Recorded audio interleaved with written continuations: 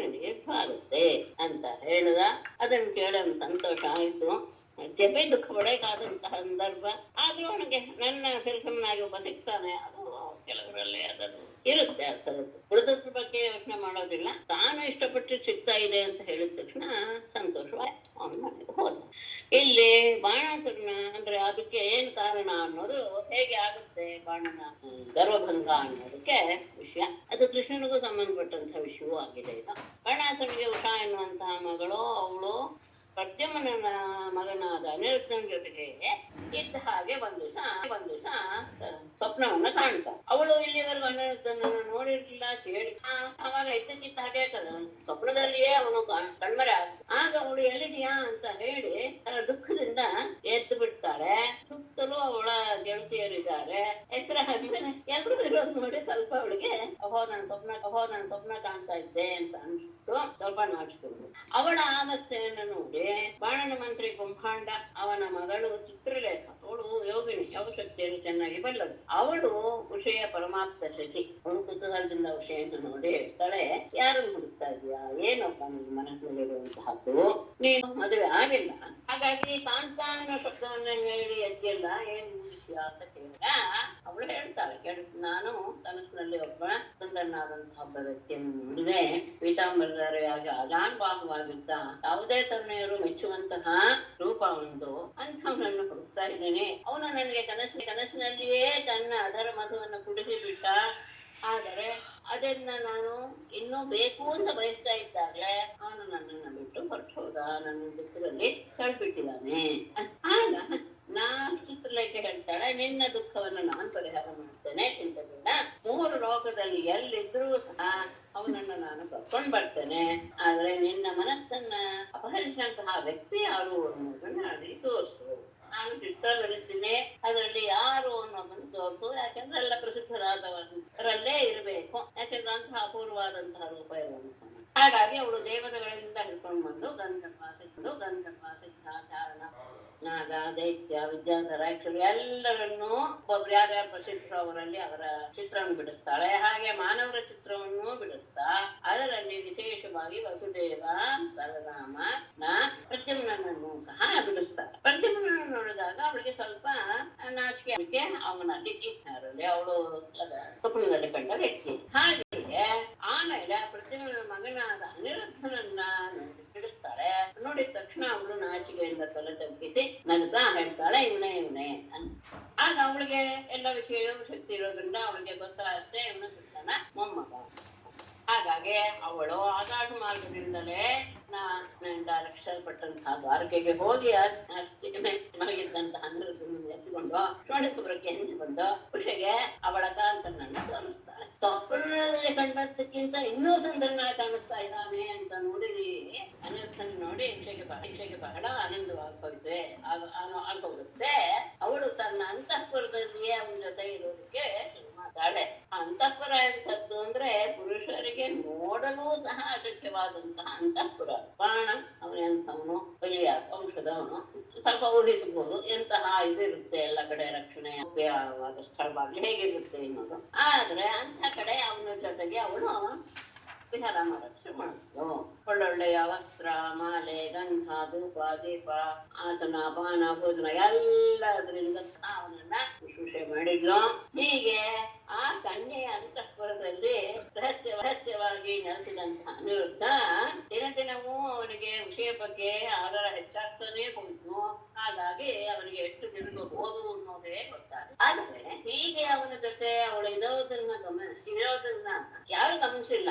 ಆದರೆ ಅವಳಲ್ಲಿ ಒಂದಷ್ಟು ಬದಲಾವಣೆ ಆಗಿದ್ದನ್ನ ಅಲ್ಲಿರುವಂತಹ ಆತ್ಮೀಯರಾದಂತಹ ಅಂದ್ರೆ ಹೆಚ್ಚು ಅಂತಃಪುರದ ಹತ್ತಿರ ಇರುವಂತಹ ಶುದ್ಧ ಅಂತಶ್ಚಾರ ಅಂತ ನಾನು ಹೇಳಿದೆ, ಅಂತಶ್ಚಾರಿ ಅಂತಾನೆ ಅವಳಿಗೆ ಹೆಸರು. ಅಂತಹ ಭಟರು ಆ ವಿಷಯವನ್ನ ನೋಡಿದ್ರು. ಅವರಿಗೆ ಅನ್ನಿಸ್ತು, ಇವಳು ಯಾವಾಗ್ಲೂ ಹರ್ಷದಿಂದ ಇರ್ತಾಳೆ, ಮತ್ತೆ ಇವಳು ತನ್ನ ಕನ್ಯಾತ್ವವನ್ನು ಕಳ್ಕೊಂಡ್ಬಿಟ್ಟಿದ್ದಾಳೆ ಎನ್ನುವುದು ಅವರಿಗೆ ಸೂಕ್ಷ್ಮವಾಗಿ ಅವಳಲ್ಲಿ ಕಂಡಂತಹ ಇದರಿಂದ ಕುರುಹುಗಳಿಂದ ಅವ್ರಿಗೆ ಗೊತ್ತಾಯ್ತು.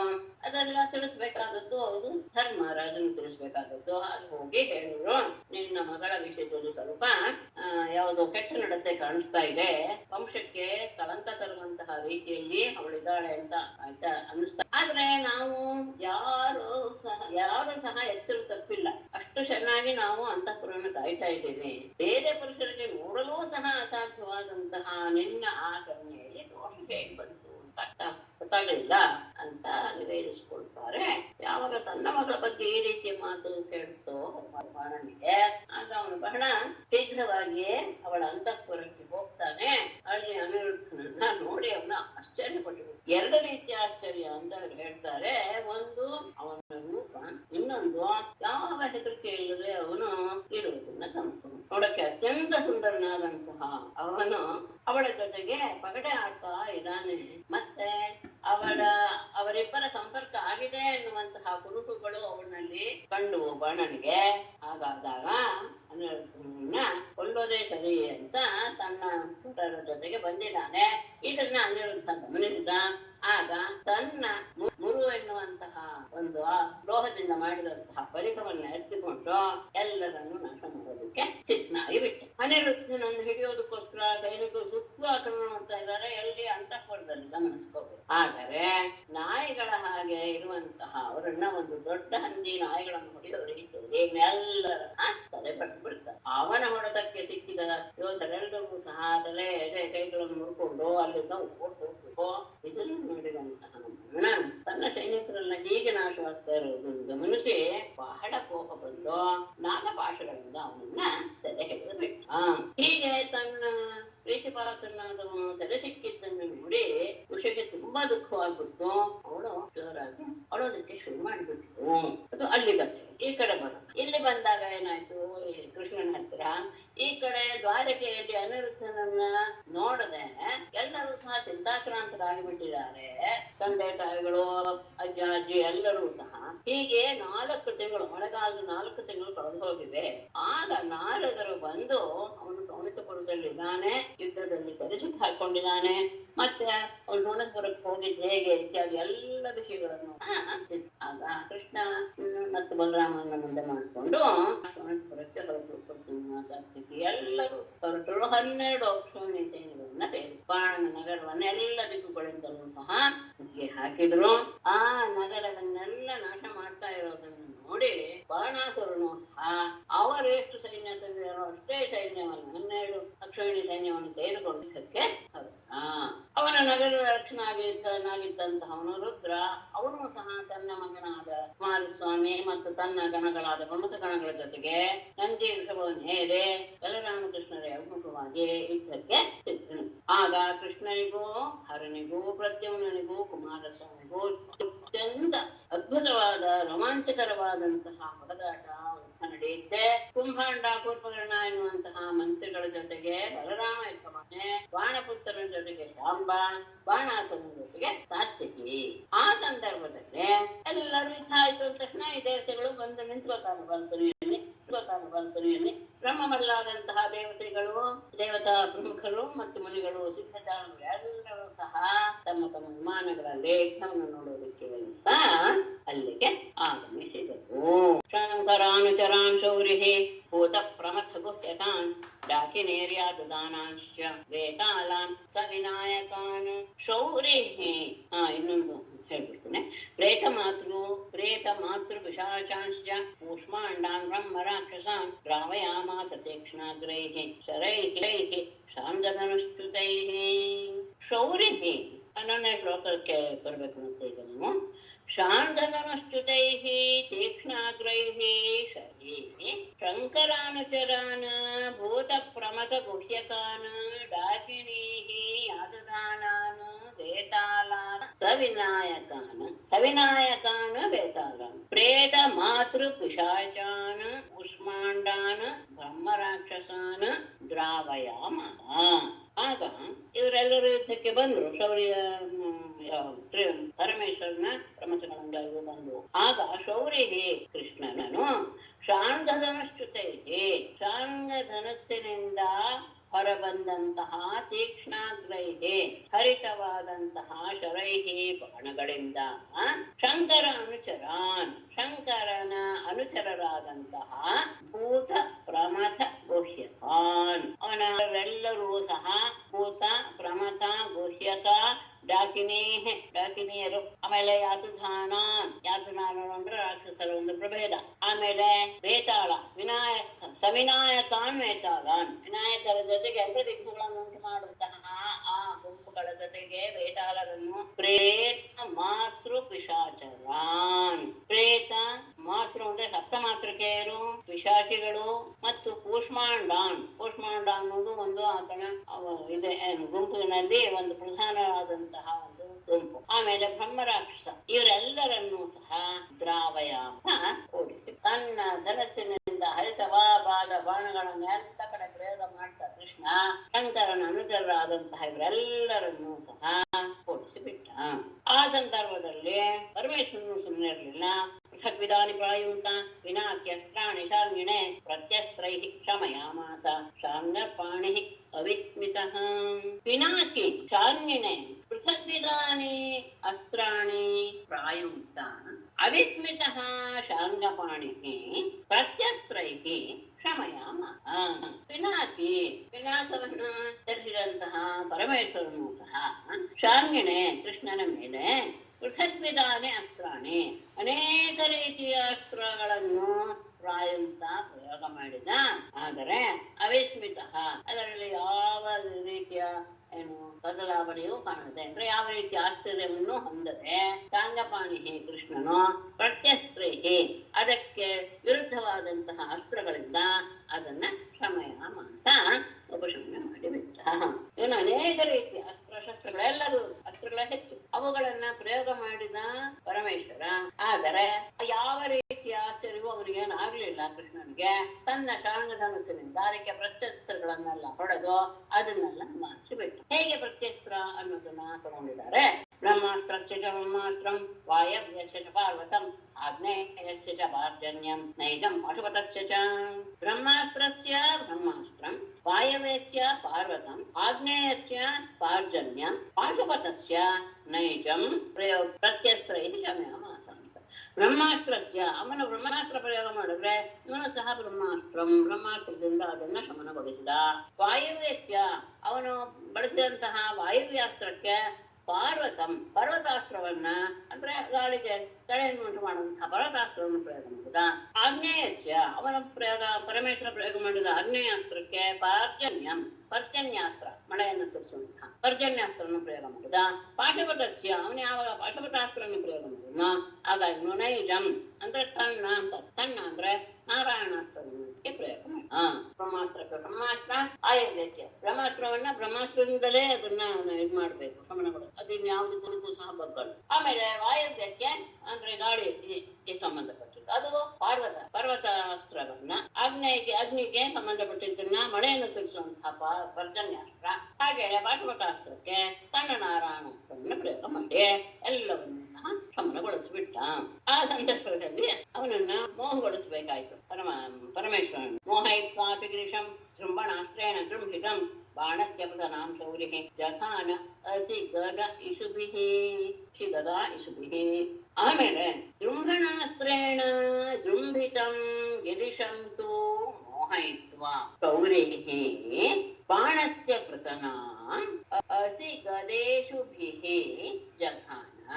ಆ ಸಂದರ್ಭದಲ್ಲಿ ಜೃಂಭಣಾಸ್ತ್ರವನ್ನು ಪ್ರಯೋಗ ಮಾಡಿದ. ಜೃಂಭಣ ಅಂದ್ರೆ ಆಕಳಿಸೋದು, ಎದುರಿಗಿರುವಂತಹ ವ್ಯಕ್ತಿಯನ್ನ ಆಕಳಿಸಿ ನಿದ್ದೆ ಬರುವ ಹಾಗೆ ಮಾಡುವಂತಹ ಅಸ್ತ್ರ. ಆ ಅಸ್ತ್ರವನ್ನು ಬಿಡಗಿಸಿ ಜೃಂಭಿತಂ ಗಿರಿಶಂ ಆಕಳಿಸಿದಂತಹ ಗಿರಿಶಂ ಪರಮೇಶ್ವರನು ಮೋಹಗೊಳಿಸಿ ಅಂದ್ರೆ ಅವನ ನಿದ್ದೆ ಮಾಡುವ ಹಾಗೆ ಮಾಡಿ ಶೌರಿಗೆ ಕೃಷ್ಣನು ಬಾಣಸ್ಯ ಪೃತನಾಂ ಬಾಣನ ಸೇನೆಯನ್ನ ಅಸಿಗದ ಇಷುಭಿಹಿ ಕತ್ತಿ ಗದೆ ಬಾಣಗಳಿಂದ ಜಘಾನ ನಾಶ ಮಾಡಿದ. ಜೃಂಭಣಾಸ್ತ್ರವನ್ನು ಪ್ರಯೋಗ ಮಾಡಿ ಪರಮೇಶ್ವರನನ್ನ ನಿದ್ದೆ ಬರೋ ಹಾಗೆ ಮಾಡ್ಬಿಟ್ಟ ಪರಮೇಶ್ವರನಿಗೆ. ಹಾಗೇನೆ ಬಾಣನ ಸೇನೆಯನ್ನ ಕತ್ತಿ ಗದ ಬಾಣಗಳಿಂದ ಅವ್ರನ್ನೆಲ್ಲ ಕೊಂದಾಕ್ತಾನ. ಸ್ಕಂದ ಪ್ರದ್ಯುಮ್ನ ಬಾಣೋಗೈ ಅರ್ಜಮಾನ ಸಮಂತತಃ ಅಸರ್ಜಮಂಚನ್ ಗಾತ್ರೇಭ್ಯ ಶಿಖಿನ ಅಪಾಕ್ರಮಾತ್ ರಣಾತ್. ಕುಮಾರಸ್ವಾಮಿ ಓಡ್ ಹೋಗೋ ಪರಿಸ್ಥಿತಿ ಬಂದ್ಬಿಡ್ತಂತೆ ಪ್ರದ್ಯುಮ್ನ ಬಾಣಕ್ಕೆ. ಪ್ರದ್ಯುಮ್ನ ಬಾಣೋಘೈ ಸಮಂತತಃ ಅರ್ಜಮಾನಃ ಸ್ಕಂದಃ ಗಾತ್ರೇಭ್ಯಃ ಅಸೃಗ್ವಿಮುಂಚನ್ ಶಿಖಿನಾ ರಣಾತ್ ಅಪಾಕ್ರಮತ್. ಪ್ರದ್ಯುಮ್ನ ಬಾಣೋಗೈಹಿ ಪ್ರದ್ಯುಮ್ನ ಬಾಣಗಳ ಸಮೂಹಗಳಿಂದ ಸಮಂತತಃ ಸುತ್ತಲೂ ಅರ್ಜಮಾನಃ ಪೀಡೆಗೆ ಒಳಗಾದಂತಹ ಸುತ್ತಲೂ ಅದರ ಬಾಣಗಳಿರ್ತಾ ಇದೆ, ಅದರಿಂದ ಆವರಿಸಲ್ಪಟ್ಟಂತಹ ಸ್ಕಂದಃ ಸ್ಕಂದನು ಗಾತ್ರೇಭ್ಯ ತನ್ನ ಶರೀರಗಳಿಂದ ಅಸೃತಿಮಂಚನ್ ರಕ್ತಗಳನ್ನ ಸುರಿಸ್ತಾ ಶಿಖಿನ ತನ್ನ ವಾಹನವಾದ ನವಿಲಿನ ಜೊತೆಗೆ ರಣಾತ್ ಯುದ್ಧರಂಗದಿಂದ ಅಪಾಕ್ರಮತ್ ಓಡಿ ಹೊರಟು ಬಿಟ್ಟ.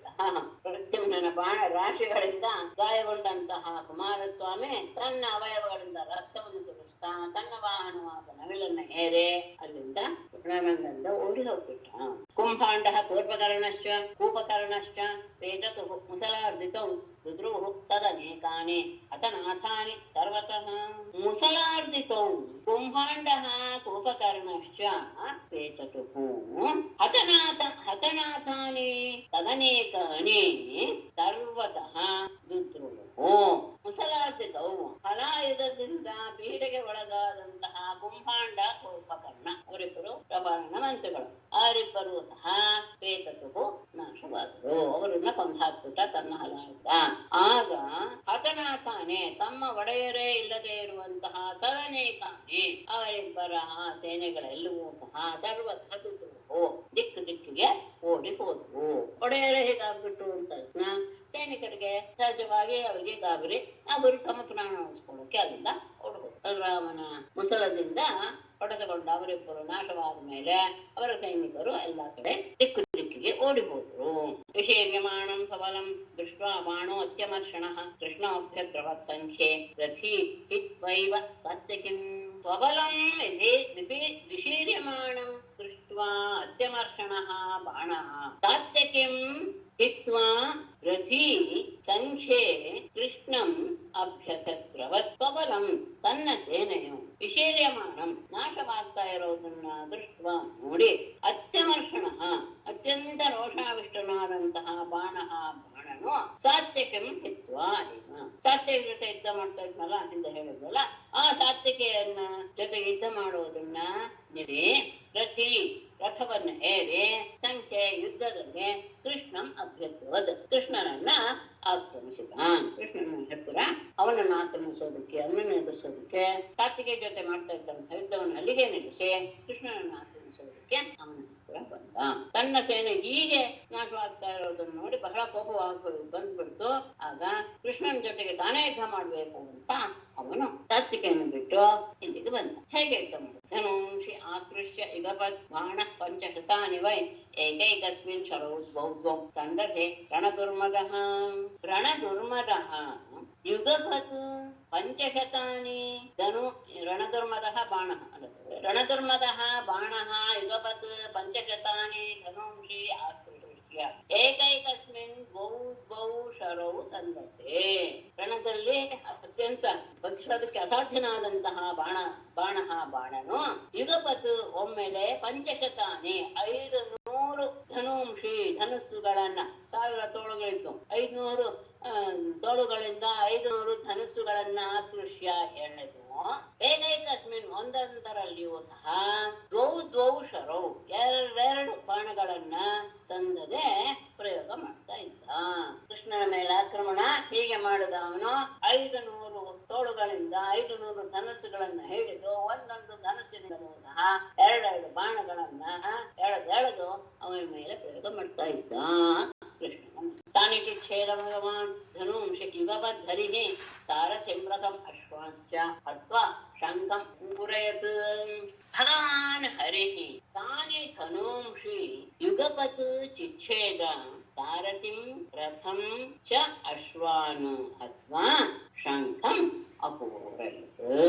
ಭಗವಾನ್ ಹರಿ ಪೂಜ್ಯನಾದ ಕೃಷ್ಣನು ತಾನಿ ಧನುಂಷಿ ಅವನು ಪ್ರಯೋಗ ಮಾಡಿದ ಬಾಣಾಸುರನ 500 ಧನಸ್ಸುಗಳನ್ನು ಸಹ ಚಿಚ್ಛೇದ ಕತ್ತರಿಸಿ ಹಾಕಿಬಿಟ್ಟ.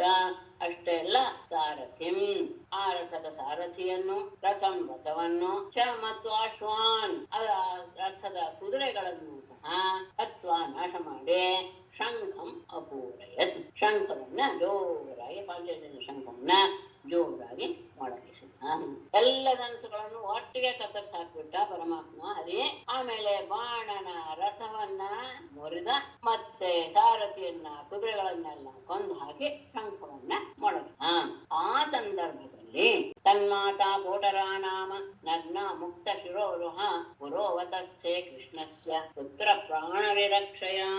ಆಗ ತನ್ಮಾತಾ ಕೋಟರ ನಾಮ ಮುಕ್ತ ಶಿರೋರುಹ ನಗ್ನ ಪುತ್ರ ಪ್ರಾಣರಿರಕ್ಷಯ ಕೃಷ್ಣಸ್ಯ ಪುರಃ ಅವತಸ್ಥೆ.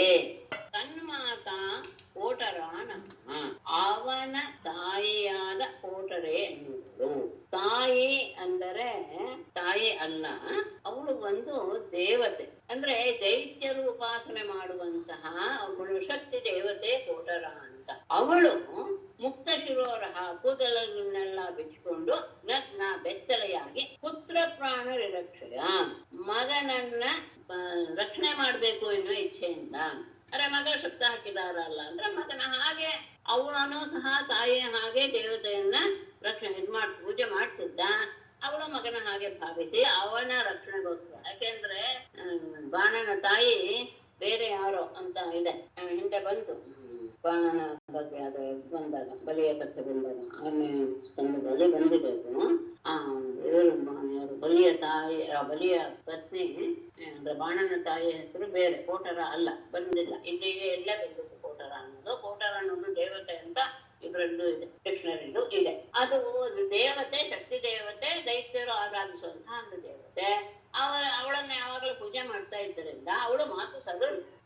ಮಾತಾ ಅಂದ್ರೆ ಸಾಕ್ಷಾತ್ ತಾಯಿ ಅಲ್ಲ, ಪುತ್ರ ಅಂದ್ರೂ ಸಹ ಪುತ್ರ ಪ್ರೇಮ ಅಂತ ಅಷ್ಟೇ. ಕೃಷ್ಣಸ್ಯ ಪುರಃ ಅವತಸ್ಥೆ ಕೃಷ್ಣನ ಮುಂದೆ ಬಂದು ನಿಂತು ನಗ್ನಳಾಗಿ ಕೂದಲು ತೆಗೆದುಕೊಂಡು ಮಗನ ಹೇಗಾದ್ರೂ ಮಾಡಿ ಉಳಿಸ್ಬೇಕು ಎನ್ನುವ ಉದ್ದೇಶದಿಂದ ಅವಳ ಕೃಷ್ಣನ ಎದುರಿಗೆ ಬಂದು ನಿಂತು ಬಿಟ್ಟು ಅವಳನ್ನ ನಗ್ನಳನ್ನಾಗಿ ನೋಡುವಂತಹ ಸ್ತ್ರೀಯನ್ನು ನೋಡಬಾರದು ಎನ್ನುವಂತಹ ಶಾಸ್ತ್ರ ಇರೋದು. ತಪಸ್ಥರ್ಯಂಖೋ ನಗ್ನ ಅನಿರೇಕ್ಷನ್ ಗದಾಗ್ರಜ ಬಾಣಶ್ಚ ತಾವದ್ ವಿರಥಃ छिन्न धन्वा विशत्पुरं विशत्पुरं ततः नग्नाम् अनिरीक्षन् तिर्यन्मुखः गदाग्रजः तावत् विरथः छिन्नधन्वा बाणः च ಪುರಂ ಅನುಷತ್. ಅತಃ ಬಳಿಕ ನಗ್ನಾಂ ಬೆತ್ತಲೆಯಾಗಿರುವಂತಹ ಅವಳನ್ನ ಅನಿರೀಕ್ಷನ್ ನೋಡಲಾರದೆ ಗದಾಗ್ರಜ ಕೃಷ್ಣನು ತಿರ್ಯಾನ್ಮುಖ ಮುಖವನ್ನ ಬೇರೆ ಕಡೆ ತಿರುಗಿಸಿಕೊಂಡಾಗ ತಾವತ್ ಅಷ್ಟರಲ್ಲಿ ವಿರಥಃ ಚಿನ್ನಧನ್ವ ರಥವನ್ನ ಧನುಸ್ಸನ್ನ ಕಳೆದುಕೊಂಡಂತಹ ಬಾಣನು ಪುರಂ ಅವಿಷತ್ ಪಟ್ಟಣದ ಒಳಗೆ ಓಡಿ ಹೋದ. ಅವಳು ತನ್ನ ಮಗನ ಪ್ರಾಣವನ್ನು ಉಳಿಸ್ಬೇಕು ಅಂತ ಅವನ ಎದುರಿಗೆ ತಲೆ ಕೂದನೆಲ್ಲ ತೆಗೆದುಕೊಂಡು ಬೆತ್ತಲೆಯಾಗದ ನಿಂತಲೋ ಕೃಷ್ಣನಿಗೆ. ಆಗ ಬೆತ್ತಲೆಯ ಸ್ತ್ರೀಯನ್ನು ನೋಡಲಾದ ಮುಖವನ್ನ ಕೃಷ್ಣ ಬೇರೆ ಕಡೆಗೆ ತಿರುಗಿಸಿದಾಗ ಅದೇ ಸಂದರ್ಭದಲ್ಲಿ ರಥ ಧನುಸ್ಸು ಎಲ್ಲ ಕೊಂಡಿದ್ದಂತಹ ಬಾಣ ಕನ್ನಡ ನಗರದೊಳಗೆ ಓಡಿ ಹೋದ. ವಿದ್ರಾವಿತೆ ಭೂತಗಣೆ ಜ್ವರಸ್ತು ತ್ರಿಶಿರಾಸ್ತ್ರಿಪಾತ್ ಅಭ್ಯದಾವದಾಶಾರ್ಹಂ ದಹನ್ನಿವ ದಿಶೋದಶ. ಈ ಸಂದರ್ಭದಲ್ಲಿ ಇಲ್ಲಿ 2 ಜ್ವರಗಳು ಕೆಲಸ ಮಾಡುತ್ತೆ. ಈ ಜ್ವರದ ಬಗ್ಗೆ ಬಹಳ ಬಹಳ ಬಹಳ ವಿಷಯಗಳನ್ನು ಹೇಳಿಬಿಟ್ಟಿದ್ದಾರೆ. ಅಂದ್ರೆ ಇಲ್ಲಲ್ಲ, ಬೇರೆ ಕಡೆ ಓದ್ತಾ ಇದ್ರೆ ಒಂದ್ ಸ್ವಲ್ಪ ತಲೆ ತಿರುಗೋ ಅಷ್ಟು ಇದೆ ವಿಷಯ. ಜ್ವರ ಅಂದ್ರೆ ಈಗ ನಾವು ಏನ್ ತಿಳ್ಕೊಂಡಿವೋ ತಾಪ, ಅದೇನೆ ಜ್ವರ. ಅದು ನಮ್ಮ ದೇಹದಲ್ಲಿ ವಾತ ಪಿತ್ತ ಕಫಗಳಿಂದ ಆಗೋದು ಅನ್ನೋದು ಆಯುರ್ವೇದದ ಒಂದು ಇದು ನಿರ್ಣಯ. ಹಾಗೇನೆ ಈ ಸನ್ನಿಪಾತ ಜ್ವರ ಅನ್ನೋದು ಬರುತ್ತೆ. ಅದು ವಾತ ಪಿತ್ತ ಕಫ 3 ಸೇರಿದಾಗ ಜ್ವರದಂತೆ ಸನ್ನಿಪಾತ ಜ್ವರ, ಇದು ಲೋಕದಲ್ಲಿ ಬರುತ್ತೆ. ಇನ್ನೊಂದು ಇದು ದೈವಿಕ ಜ್ವರ, ಅದು ಮಾಹೇಶ್ವರ ಜ್ವರ ಮತ್ತು ವೈಷ್ಣವ ಜ್ವರ ಅಂತ 2. ಇದು ದೈಹಿಕ ಜ್ವರವನ್ನ ನಾವು ಸತ್ಯಗಳಿಂದ ಹೋಗ್ಲಾಡ್ಸ್ಕೊಳಕ್ ಆಗೋದೇ ಇಲ್ವಂತೆ. ಅದಕ್ಕೆ ಹರಿವಂಶದಲ್ಲೂ ಈ ಜ್ವರದ ಬಗ್ಗೆ ಬರುತ್ತೆ. ಇಲ್ಲಿ ಹರಿವಂಶ. ಹೌದು. ಯಾವ ಸಂದರ್ಭ ನೆನಪ ಇದೆಯಾ? ಸಂದರ್ಭ ನೆನಪಿಲ್ಲ, ಅದು ಪ್ರಾರಂಭದಲ್ಲೇ ಬರುತ್ತೆ ಜ್ವರ. ಹೌದು. ಹೌದು ಹೌದು. ಸರಿ ನೋಡಿ. ಇಲ್ಲಿ ಆಗ ಇವನು ಯಾರು ಶಂಕರ ತನ್ನ ಮಹೇಶ್ವರ ಜ್ವರವನ್ನ ಕಳಿಸ್ತಾನೆ. ಭೂತಗಣೆ ವಿದ್ರಾವಿತೆ ತ್ರಿಶಿರಾಹ ತ್ರಿಪಾತ್ ಜ್ವರಃ ತು ದಾಶಾರ್ಹಂ ದಹನ್ ಇವ ಅಲ್ಲ ಬೇಡ ದಿಶೋ ದಶ ದಹನ್ನಿವ ದಾಶಾರ್ಹಂ ಅಭ್ಯತಾಹ. ಆಗ ಶಂಕರ ತಂಡವನ್ನ ಕಳಿಸ್ತಾನೆ. ಯಾವಾಗ ಅಂದ್ರೆ ಭೂತಗಣೆ ವಿದ್ರಾವಿತೆ, ತನ್ನ ಪ್ರಮಥ ಭೂತಗಣಗಳೆಲ್ಲವೂ ಸಹ ಹೆದರಿ ಓಡಿ ಹೋಗಲಾಗಿ ತ್ರಿಶಿರಾಹ ತ್ರಿಪಾತ್, 3 ತಲೆಗಳನ್ನು 3 ಕಾಲುಗಳನ್ನು ಹೊಂದಿರುವಂತಹ ಜ್ವರಸ್ತು ಮಾಹೇಶ್ವರನ ಜ್ವರವು ದಿಶೋ ದಶ ದಹನ್ಯವ, 10 ದಿಕ್ಕುಗಳನ್ನು ಸಹ ಸುಟ್ಟು ಬಿಡುತ್ತೋ ಎನ್ನುವ ರೀತಿಯಲ್ಲಿ ಎಲ್ಲ ಕಡೆ ತನ್ನ ತಾಪವನ್ನ ಉಂಟು ಮಾಡ್ತಾ ದಾಶಾರ್ಹಂ ಯದುವಂಶದ ಕೃಷ್ಣನನ್ನು ಅಭ್ಯದಾವತ ಆಕ್ರಮಿಸಿತು. ಯಾವಾಗ ಪ್ರಮಚಾರಿ ಭೂತಗಣಗಳೆಲ್ಲರೂ ಓಡ್ ಹೋಗ್ಬಿಟ್ಟು ಆಗ 3 ತಲೆ 3 ಕಾಲುಗಳಿರುವಂತಹ ಮಾಹೇಶ್ವರ ಜ್ವರ ದಶದಿಕ್ಕುಗಳನ್ನು ಸುಟ್ಟು ಹಾಕುತ್ತೋ ಎನ್ನುವ ರೀತಿಯಲ್ಲಿ ಕೃಷ್ಣನನ್ನ ಆಕ್ರಮಿಸೋದಕ್ಕೆ ಬಂತು. ಆಗ ಅಥ ನಾರಾಯಣೋ ದೇವ ತಂ ದೃಷ್ಟ ವಿಸೃತ ಜ್ವರಂ ಮಾಹೇಶ್ವರೋ ವೈಷ್ಣವಶ್ಚ ಯೂಥಾತೆ ಜ್ವರ ಉಪೌ ಅಥ ದೇವ ನಾರಾಯಣ. ಕೇಳಿಸ್ತಾ ಇದೆಯಾ? ಕೇಳಿಸ್ತಾ ಇದೆ ಮೇಡಮ್.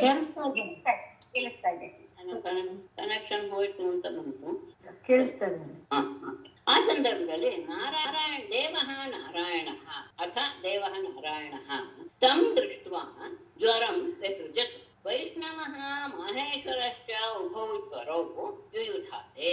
ಅತಃ ಬಳಿಕ ದೇವ ನಾರಾಯಣ ಪೂಜ್ಯನಾದಂತಹ ನಾರಾಯಣನು ಕೃಷ್ಣನು ತಂ ದೃಷ್ಟ್ವಾ ಆ ಮಹೇಶ್ವರ ಜ್ವರ ತನ್ನ ಆಕ್ರಮಿಸೋದಕ್ಕೆ ಬರ್ತಾ ಇರೋದನ್ನು ನೋಡಿ ಜ್ವರ ಜ್ವರ ಅಂದ್ರೆ ವೈಷ್ಣವ ಜ್ವರವನ್ನ ಕಳಿಸಿದ. ಆಗ ಮಹೇಶ್ವರ ವೈಷ್ಣವ ಚ ಉಭೌ ಜ್ವರೌ, ಮಹೇಶ್ವರ ಜ್ವರ ವೈಷ್ಣವ ಜ್ವರ ಇವೆರಡೂ ಸಹ ಪರಸ್ಪರ ಯುದ್ಧಾತೆ ಯುದ್ಧ ಮಾಡೋದಕ್ಕೆ ಶುರು ಮಾಡಿದ್ವು. ಯಾವಾಗ ತನ್ನನ್ನ ನುಂಗಕ್ಕೆ ಬಂತು ಆ ಮಹೇಶ್ವರ ಜ್ವರ, ಅದು ತಾನು ಬಹಳ ಪರಾಕ್ರಮವೇ ಅನ್ನುಕೊಂಡು ಬಂತು ಅಂತ ಮುಂದೆ ಹೇಳ್ತಾರೆ. ಆದರೆ ಅವನು ಕಳಿಸಿದಂತಹ ವೈಷ್ಣವ ಜ್ವರ ಬಂದ ತಕ್ಷಣ ಅವೆರಡು ಪರಸ್ಪರ ಯುದ್ಧ ಮಾಡೋದಕ್ಕೆ ಶುರು ಮಾಡಿದ್ರು. ಆಗ ಮಾಹೇಶ್ವರ ಸಮಾಕ್ರಂದನ್ ವೈಷ್ಣವೇನ ಬಲಾರ್ಜಿತ ಅಲತ್ವಾಭಯಮನ್ಯತ್ರ ಭೀತೋ ಮಾಹೇಶ್ವರೋ ಜ್ವರ ಶರಣಾರ್ಥಿ ಋಷಿಕೇಶಂ ತುಷ್ಟಾವ ಪ್ರಯತಾಂಜಲಿ. ವೈಷ್ಣವೇನ ಬಲಾರ್ಜಿತ ಮಾಹೇಶ್ವರ ಸಮಾಕ್ರಂದನ್ ಅನ್ಯತ್ರ ಅಭಯಂ ಅಲಬ್ಧ್ವಾ ಭೀತಃ ಮಾಹೇಶ್ವರಃ ಜ್ವರಃ ಶರಣಾರ್ಥಿ ಪ್ರಯತಾಂಜಲಿಃ ಋಷಿಕೇಶಂ ತುಷ್ಟಃ. ವೈಷ್ಣವೇನ ಬಲಾರ್ಜಿತಃ, ವೈಷ್ಣವ ಜ್ವರದ ಬಲದಿಂದ ಅರ್ಜಿತಃ ಪೀಡೆಗೆ ಒಳಗಾದಂತಹ ವೈಷ್ಣವ ಜ್ವರದ ಮುಂದೆ ಮಾಹೇಶ್ವರ ಜ್ವರ ಏನು ಇಲ್ಲ ಅಂತ ಆಗ್ಬೇಕು. ಆಗ ಮಾಹೇಶ್ವರ ಜ್ವರವು ಸಮಾಕ್ರಂದನ್ ಜೋರಾಗಿ ಕೂಕ್ಕೊಳ್ಳೋಕ್ ಶುರು ಮಾಡ್ತು. ಅನ್ಯತ್ರ ಅಭಯಂ ಅಲಬ್ಧ, ಬೇರೆ ಕಡೆ ಎಲ್ಲೂ ತನಗೆ ಅಭಯ ಸಿಗ್ಲೇ ಇಲ್ಲದೆ ಇರುವಂತಹ ಸಂದರ್ಭವನ್ನ ಹೊಂದಿದಂತಹ ಅದು ಹೆದರಿಬಿಡ್ತು. ಮಹೇಶ್ವರ ಜ್ವರ ದ್ವೀತಃ, ಮಹೇಶ್ವರ ಜ್ವರವು ಹೆದರಿಕೊಂಡು ಋಷಿಕೇಶಂ ಪರಮಾತ್ಮ ಶರಣಾರ್ಥಿ ಅಂಜಲಿಗೆ ಶ್ರೀಕೇಶನನ್ನೇ ಪರಮಾತ್ಮನನ್ನೇ ಶರಣು ಹೊಂದಿ ಪ್ರಯತಾಂಜಲಿ ಕೈ ಮುಗಿದುಕೊಂಡು ತುಷ್ಟ ಅವನನ್ನು ತಿಳಿಸೋದಕ್ಕೆ ಶುರು ಮಾಡಿತು. ಯಾವಾಗ ಮಹೇಶ್ವರ ಜ್ವರ ಹೊರ ಆಕ್ರಮಣ ಮಾಡಕ್ ಶುರು ಮಾಡ್ತೋ, ವೈಷ್ಣವ ಜ್ವರದ ಮುಂದೆ ಅದರ ಬಲ ಏನು ನಡೀಲಿಲ್ಲ, ಅದಕ್ಕೆ ಅದು ಮಣದು ಹೋಯ್ತು. ಆಗ ಬೇರೆ ಕಡೆ ಎಲ್ಲೂ ಸಹ ತನಗೆ ಅಭಯ ಕಾಣದೇ ಇರುವಂತಹ ಸಂದರ್ಭದಲ್ಲಿ ಶರಣಾರ್ಥಿಯಾಗಿ ಕೈ ಮುಗಿದುಕೊಂಡು ಪರಮಾತ್ಮನನ್ನ ಸ್ತುತಿಸ್ತಾ ಇದೆ. ಏನಂತ? ಜ್ವರವಾಚ ನಾಮಾಮಿತ್ವಾನಂತ ಶಕ್ತಿಂ ಪರೇಶಂ ಸರ್ವಾತ್ಮಾನಂ ಕೇವಲಂ ವ್ಯಕ್ತಿ ಮಾತ್ರಂ ವಿಶ್ವೋತ್ಪತ್ತಿ ಸ್ಥಾನಸ್ಥಂ ರೋಧ ಹೇತುಂ ಯತ್ತದ್ಬ್ರಹ್ಮ ಮಲಿಂಗಂ ಪ್ರಶಾಂತಂ. ಇದು ವಿಶೇಷವಾಗಿ ಮಹೇಶ್ವರ ಜ್ವರ ಅದು ಉಷ್ಣ ಜ್ವರವಂತೆ, ವೈಷ್ಣವ ಜ್ವರ ಶೀತ ಜ್ವರ ಅಂದ್ರೆ ತಂಪು ಮಾಡುವಂಥದ್ದು, ಅದು ಉಗ್ರತೆಯನ್ನ ಸೃಷ್ಟಿಸಿ ಮಾಡುವಂಥದ್ದು ಅಂತ ಒಂದು ವಿಶೇಷವೂ ಸಹ ಇದೆ. ಈಗ ಈ ಜ್ವರ ತಾನು ಬಹಳ ಶಕ್ತಿಶಾಲಿ ಅಂತ ತಿಳಿದುಕೊಂಡು ಪರಮಾತ್ಮನನ್ನೇ ಹೆದರಿಸೋಣ ಅಂತ ಅವನಿಗೆ ತಾಪ ಉಂಟು ಮಾಡೋಣ ಅಂತ ಹೊರಡಿತು. ಆದ್ರೆ ತಾನೇ ತಾಪಕ್ಕೆ ಒಳಗಾಗಿ ಬಿಡ್ತು. ಆಗ ಗೊತ್ತಾಯ್ತು ಅವನು ಸಾಮಾನ್ಯ ಮನುಷ್ಯನಲ್ಲ, ಅವನು ಪರಮೇಶ್ವರ ಅಂತ. ಆಗ ಅವನು ಆ ಜ್ವರವ ಅವನನ್ನ ಸುಸೋದಕ್ಕೆ ಶುರು ಮಾಡುತ್ತೆ. ಸ್ವಾ ನಮಾಮಿ, ನಿನ್ನನ್ನು ನಾನು ನಮಸ್ಕರಿಸ್ತೇನೆ. ನಿನ್ನನ್ನ ಅಂತ ಉಳಿದದೆಲ್ಲವೂ ಆತನಿಗೆ ವಿಶೇಷಣ. ಅನಂತ ಶಕ್ತಿಂ ಪರೇಶಂ ಸರ್ವಾತ್ಮಾನಂ ಕೇವಲಂ ಜ್ಞಪ್ತಿ ಮಾತ್ರಂ ವಿಶ್ವೋತ್ಪತ್ತಿ ಸ್ಥಾನ ಸಂರೋಧ ಹೇತುಂ ಬ್ರಹ್ಮಲಿಂಗಂ ಪ್ರಶಾಂತಂ ಯತ್ ತತ್ ಬ್ರಹ್ಮ ತ್ವಾ ನಮಾಮಿ ಅಂತ ಕೊನೆಯಲ್ಲಿ ಸರಿಯಾದ ಅನಂತ ಶಕ್ತಿ, ನಿನ್ನ ಶಕ್ತಿ ಅನಂತ, ಊಹಿಸಕ್ಕೂ ಸಹ ಸಾಧ್ಯವಿಲ್ಲದೆ ಇರುವಂತಹ ಅಂತಹ ಅನಂತ ಶಕ್ತಿಯನ್ನ ನಮಾಮಿ. ಯಾಕೆ ಅನಂತ ಶಕ್ತಿ ನೀನು? ಪರೇಶಂ, ಎಲ್ಲರಿಗೂ ಬ್ರಹ್ಮಾದಿಗಳಿಗೂ ಸಹ ನೀನು ಒಡೆಯ. ಹಾಗಾದಾಗ ನೀನು ಅನಂತ ಶಕ್ತಿ ಹೌದೇ ಹೌದು. ಯಾಕೆ ಹಾಗಾದಾಗ ಇನ್ನೇನು? ಸರ್ವಾತ್ಮಾನು, ಎಲ್ಲರ ಆತ್ಮ ಸ್ವರೂಪದಲ್ಲಿದೆಯಾ ಅಂದ್ರೆ ಎಲ್ಲರಲ್ಲಿಯೂ ಚೈತನ್ಯ ಉಂಟು ಮಾಡುವಂತಹ ರೀತಿಯಲ್ಲಿ ಅಂತರ್ಯಾಮಿಯಾಗಿದೆಯಾ? ಇದರಿಂದಲೂ ಅನಂತ ವ್ಯಕ್ತಿತ್ವ ಗೋಚರವಾಗುತ್ತೆ. ಅಷ್ಟೇ ಅಲ್ಲ, ಕೇವಲಂ, ನೀನು ಯಾವ ಉಪಾಧಿ ಇಲ್ಲದೆ ಶುದ್ಧವಾದಂಥವನು, ಪರಿಶುದ್ಧವಾದಂತಹವನು ಅಂದ್ರೆ ವಿಶುದ್ಧ ಅಂತ ಹೇಳ್ತೀವಲ್ಲ, ಅಂತಹ ವಿಶುದ್ಧ ಸತ್ವ, ಅಂತಹ ಗುಣವುಳ್ಳವನು. ಅಂತಹ ಗುಣ ಅಂತಲೂ ಹೇಳೋ ಹಾಗಿಲ್ಲ. ಗುಣ ಅಂತ ಹೇಳಿದ ತಕ್ಷಣ ಈ ಮೂರೇ ಹಾಗಾಗಿ ಗುಣ ಎನ್ನುವುದಕ್ಕೆ ಹೇಳಬೇಕಾದಾಗ ವಿಶುದ್ಧ ಸತ್ವ ಅಂತ ಹೇಳಬಹುದೇ ಹೊರತು ಗುಣ ಇದೆ ಅಂದ ತಕ್ಷಣ ಯಾವುದೋ ಇದೆ ಅಂತ ಅನಿಸ್ಬಿಡುತ್ತೆ. ಜ್ಞಪ್ತಿ ಮಾತ್ರ, ಕೇವಲ ಜ್ಞಾನ ಸ್ವರೂಪ, ಕೇವಲ ಚೈತನ್ಯ ಘನ ಇರೋದೊಂದೇ ಅವನಲ್ಲಿ ಚೈತನ್ಯ, ಅವನಲ್ಲಿ ಅಲ್ಲ, ಅವನು ಚೈತನ್ಯವೇ. ಚೈತನ್ಯ ಬೇರೆ ಇಲ್ಲ, ಅವನು ಬೇರೆ. ಹಾಗಾಗಿ ಮತ್ತೆ ನೀನು ಇನ್ನೇನು? ವಿಶ್ವ ಉತ್ಪತ್ತಿ ಸ್ಥಾನ ಸಂರೋಧ ಹೇತು, ಈ ವಿಶ್ವದ ಉತ್ಪತ್ತಿ ಸೃಷ್ಟಿಗೆ ಸ್ಥಾನ, ಇರುವಿಕೆಗೆ ಸಂರೋಧ, ನಾಶ ಮಾಡುವುದಕ್ಕೂ ಸಹ ನೀನು ಕಾರಣೀಭೂತನಾದವನು. ದೇವ್ರೆ, ನಾನೇನು ಅಲ್ವಲ್ಲ, ನಾನು ಸಹಜವಾದಂತಹ ಗುರುದೇವನ ಮಗನಲ್ವೇ ಅಂದ್ರೆ ಇಲ್ಲ, ನೀನು ಸಾಕ್ಷಾತ್ ಬ್ರಹ್ಮನೇ. ನೀನ್ ಹೇಳ್ತಾ ಇರೋದೆಲ್ಲ ಬ್ರಹ್ಮನಿಗೆ ಸಂಬಂಧಪಟ್ಟ, ಪರಬ್ರಹ್ಮನಿಗೆ ಸಂಬಂಧಪಟ್ಟಂತಹ ಲಕ್ಷ್ಮಿಗಳನ್ನು ಹೇಳ್ತಾ ಇದೀಯಾ. ನಾನು ಅಲ್ವಲ್ಲ ಅಂದ್ರೆ ಬ್ರಹ್ಮಲಿಂಗಂ ಪ್ರಶಾಂತಂ. ಬ್ರಹ್ಮ ಅಂದ್ರೆ ವೇದದಿಂದ ಮಾತ್ರ ಲಿಂಗಂ ತಿಳಿಯಲು ಸಾಧ್ಯವಾದಂತಹವನು ನೀನು. ಪ್ರಶಾಂತಂ, ಅವನು ಶಾಂತ ಸ್ವರೂಪನಾದಂತಹ ಯತ್ ಯಾವುದಿದೆಯೋ ತತ್ ಬ್ರಹ್ಮ, ಆ ಬ್ರಹ್ಮನೇ ನೀನು. ಅಂತಹ ತ್ವಾನಮಿ, ನಿನಗೆ ನಾನು ನಮಸ್ಕರಿಸ್ತೇನೆ. ಅನಂತ ಶಕ್ತಿ ಇವು ನೀನೆ, ಬ್ರಹ್ಮಾದಿಗಳಿಗೆ ನಿಯಾಮಕ, ಸರ್ವರ ಆತ್ಮಸ್ವರೂಪ, ಶುದ್ಧ ಪ್ರಜ್ಞಾನ ಘನ. ಘನ ಅಂದ್ರೆ ಅದು ಬಿಟ್ಟರೆ ನೇನು ಇಲ್ಲ ಅಂತ ಇರೋದೊಂದೇ ಚೈತನ್ಯ ಸ್ವರೂಪ ಅಥವಾ ಜ್ಞಾನ ಸ್ವರೂಪ. ಅಂತಹ ನಿನಗೆ ಮತ್ತೆ ನೀನು ಇನ್ನೇನು? ವಿಶ್ವದ ಉತ್ಪತ್ತಿ ಸ್ಥಿತಿ ಲಯಗಳಿಗೆ ಕಾರಣವಾಗಿದೆಯಾ? ವೇದದಿಂದ ಮಾತ್ರ ತಿಳಿಯಲು ಸಾಧ್ಯನಾದಂಥವನು ನೀನು. ಅಂತಹ ಪ್ರಶಾಂತವಾದ ಯಾವ ಆ ಪರಬ್ರಹ್ಮ ವಸ್ತು ಇದೆಯೋ ಅದೇನೆ ನೀನು. ಅಂತಹ ನಿನಗೆ ನಾನು ನಮಸ್ಕರಿಸ್ತೇನೆ. ಮತ್ತೆ ಎಲ್ಲವೂ ಸಹ ನೀನೆ. ನಮಗೆ ಏನೇನು ಅನುಭವಕ್ಕೆ ಬರುತ್ತೋ, ನಾವೇನೇನು ನೋಡ್ತೀವೋ, ಪಂಚೇಂದ್ರಿಯಗಳಿಂದ ಏನೇನು, ಮನಸ್ಸಿನಿಂದ ಏನೇನು ಗಮನಿಸ್ತೀವೋ, ಬುದ್ಧಿಯಿಂದ ಏನೇನು ತಿಳ್ತೀವೋ, ಕಾಲೋ ದೈವಂ ಕರ್ಮ ಕರ್ಮ ಜೀವ ಸ್ವಭಾವೋ ದ್ರವ್ಯಂ ಕ್ಷೇತ್ರಂ ಪ್ರಾಣ ಆತ್ಮ ವಿಕಾರ ತತ್ಸಂಘಾತೋ ಬೀಜರೋಹ ಪ್ರವಾಹ ತನ್ಮಾಯೇಷ ತನ್ನಿಷೇಧಂ ಪ್ರಪದ್ಯೆ. ಕಾಲಃ ದೈವಂ ಕರ್ಮ ಜೀವಃ ಸ್ವಭಾವಃ ದ್ರವ್ಯಂ ಕ್ಷೇತ್ರಂ ಪ್ರಾಣಃ ಆತ್ಮ ವಿಕಾರಃ ತತ್ಸಂಘಾತಃ ಬೀಜರೋಹ ಪ್ರವಾಹಃ ಏಷ ತ್ವನ್ಮಾಯಾ ತನ್ನಿಷೇಧಂ ಪ್ರಪದ್ಯೆ. ಕಾಲಃ, ಕಾಲ ಅಂದ್ರೆ ಯಾವುದು ಬದಲಾವಣೆ, ನಿರಂತರವಾಗಿ ಬದಲಾವಣೆ ಮಾಡ್ತಾನೆ ಇರುತ್ತಾನೆ ಕಾಲ ಅಂತ ಹೇಳೋದು. ಕಾಲಕ್ಕೆ ಸಿಕ್ಕಿಕೊಂಡಿದ್ದು ಯಾವುದೂ ಸಹ ಒಂದೇ ತರಹ ಇರ್ತವೆ, ಎಲ್ಲ ಬದಲಾವಣೆ ಆಗ್ತಾ ಇರುತ್ತೆ.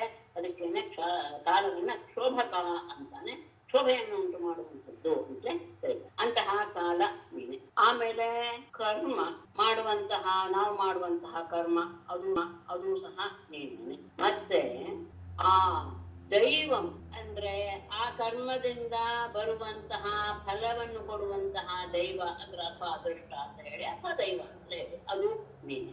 ಎಲ್ಲವೂ ನೀನೆ ಅನ್ನೋದು ಮುಂದೆ ತಗೊಳ್ತಾರೆ. ಜೀವ, ಆ ಕರ್ಮ ಮಾಡುವಂತಹ ಜೀವ ಅಂದ್ರೆ ಆಮೇಲೆ ಸ್ವಭಾವ, ಅಂದ್ರೆ ಅವನಲ್ಲಿ ಒಂದಷ್ಟು ಇದರಿಂದ ಕರ್ಮ ಮಾಡ್ತಾ ಮಾಡ್ತಾ ಬಂದಿರೋದ್ರಿಂದ ಒಂದಷ್ಟು ಅಂದ್ರೆ ಸಂಸ್ಕಾರ ಆಗಿರುತ್ತಲ್ಲ, ಅದೇನೆ ಸ್ವಭಾವ. ಆಮೇಲೆ ದ್ರವ್ಯಂ. ದ್ರವ್ಯಂ ಅಂದ್ರೆ ಪಂಚ ಸೂಕ್ಷ್ಮಭೂತಗಳು ಇದೆಯಲ್ಲ, ಅದು ಅಂದ್ರೆ ಸೂಕ್ಷ್ಮಭೂತಗಳೆನ್ನುವಂಥದ್ದು ದ್ರವ್ಯ. ಕ್ಷೇತ್ರಂ ಅಂದ್ರೆ ಇದೆ ಈ ಶರೀರ, ನಾವು ಧರಿಸಿರುವಂತಹ ಶರೀರ. ಪ್ರಾಣ ಅಂದ್ರೆ ಆ ಶರೀರವನ್ನು ಹಿಡಿದಿಡುವಂತಹ ಒಂದು ಸೂತ್ರ. ಹಾಗೇನೆ ಆತ್ಮ ಅಂದ್ರೆ ನಾನು ಅಂತ ಅನ್ನಿಸ್ಕೊಡುತ್ತಲ್ಲ, ಅದು ಅದು ಅಹಂಕಾರ. ಅಹಂಕಾರ ಅಂದ್ರೆ ಕನ್ನಡದ ಇದ್ರಿಂದ ಲೋಕದಲ್ಲಿರೋ ಅಹಂಕಾರ ಅಲ್ಲ, ನಾನು ಎನ್ನುವ ಭಾವವನ್ನು ಉಂಟು ಮಾಡುವಂತಹ ಆತ್ಮ. ಹಾಗೇನೆ ವಿಕಾರ, ಏಕಾದಶ ಇಂದ್ರಿಯಗಳೆಂಬ ವಿಕಾರ. ಮತ್ತು ತತ್ಸಂಘಾತ. ತತ್ಸಂಘಾತ ಅಂದ್ರೆ ಆ ಏಕಾದಶ ಇಂದ್ರಿಯಗಳು ಮತ್ತು ಪಂಚಭೂತಗಳ ಕೂಡುವಿಕೆ ಎನ್ನುವುದರಿಂದಲೇ ಈ ಶರೀರ ಅನ್ನೋದು ಉಂಟಾಗುತ್ತೆ. ಈ ಶರೀರ ಅನ್ನೋದಕ್ಕೆ ಇದೆಲ್ಲವೂ ಇದ್ದೇ ಇರುತ್ತೆ. ಆಗ ಅದು ಹೇಗಿದೆ ಅಂದ್ರೆ ಬೀಜರೋಹ ಪ್ರವಾಹ. ಬೀಜ ಗೊತ್ತಿದೆ, ರೋಹ ಅಂದ್ರೆ ಅಂಕುರ. ಬೀಜದಂತೆ. ಏನ್ ಹಾಗಂದ್ರೆ ಅಂದ್ರೆ ದೇಹದಿಂದ ಬೀಜ ಹುಟ್ಕೊಳ್ಳುತ್ತೆ. ಬೀಜ ಅಂದ್ರೇನು? ನಾವು ದೇಹದಿಂದ ಮಾಡುವಂತಹ ಕರ್ಮವೇ. ಅದರಿಂದ ಅಂಕುರವಾಗೋದು ಯಾವುದು? ಇನ್ನೊಂದು ದೇಹ. ಯಾವ್ದು ಬೀಜ ಮೊದಲು ಮೊಳಕೆ ಮೊದಲು ಅಂತ ಏನೋ ಒಂದಷ್ಟು ಇದೆಯಲ್ಲ, ಮೊದಲು ಬೀಜದಿಂದ ಆ ಅಂಕುರ ಎನ್ನುವುದು ದೇಹ. ದೇಹದಿಂದ ಬೀಜ ರೂಪವಾದಂತಹ ಕರ್ಮ, ಆ ಕರ್ಮ ಮಾಡ್ತಾ ಮಾಡ್ತಾ ಮತ್ತೆ ಅಂಕುರ ರೂಪವಾದಂತಹ ದೇಹ. ಹೀಗೆ ಅದು ಪ್ರವಾಹ ರೂಪದಲ್ಲಿ, ಅಂದ್ರೆ ಕರ್ಮ ಮಾಡ್ತಾ ಮಾಡ್ತಾ ಇನ್ನೊಂದು ದೇಹ, ಆ ದೇಹದಿಂದ ಮಾಡಿದಂತಹ ಕರ್ಮ ತಂದ ಇನ್ನೊಂದು ದೇಹ. ಈ ರೀತಿಯಾಗಿ ಪ್ರವಾಹ ರೂಪದಲ್ಲಿ ಎಲ್ಲ ಇದು ಏಷ ತನ್ಮಾನ. ಇದೆಲ್ಲವೂ ಸಹ ನಿನ್ನ ಮಾಯೆ. ಆದ್ರೆ ನೀನೇನು ಅಂದ್ರೆ ತನ್ನಿಷೇಧಂ. ಈ ಮಾಯೆ ಅಲ್ಲ ನೀನು. ನೀನು ಹೇಳಿದಂಥದ್ದು ಯಾವುದೂ ನೀನಲ್ಲ ಅಂತ ನಿವಾರಣೆ ಮಾಡ್ತೀವಲ್ಲ, ನಿಷೇಧ ಮಾಡ್ತಾ ಬರ್ತೀವಲ್ಲ, ಯಾವುದು ಉಳಿಯುತ್ತೋ ಇದೆಲ್ಲದಕ್ಕೂ ಕಾರಣೀಭೂತ ಆದದ್ದು ಯಾವುದೋ ಒಂದಿರಬೇಕು ತಾನೆ. ಆದ್ರೆ ಇದು ಯಾವುದು ಅಲ್ಲ. ಹಾಗಾಗಿ ಅವನೇ ನೀನು ಅಂತ ಅಂತಹ ನಿನ್ನನ್ನು ನಾನು ಪ್ರಪತ್ಯೆ ಶರಣ ಹೊಂದಿದ್ದೇನೆ.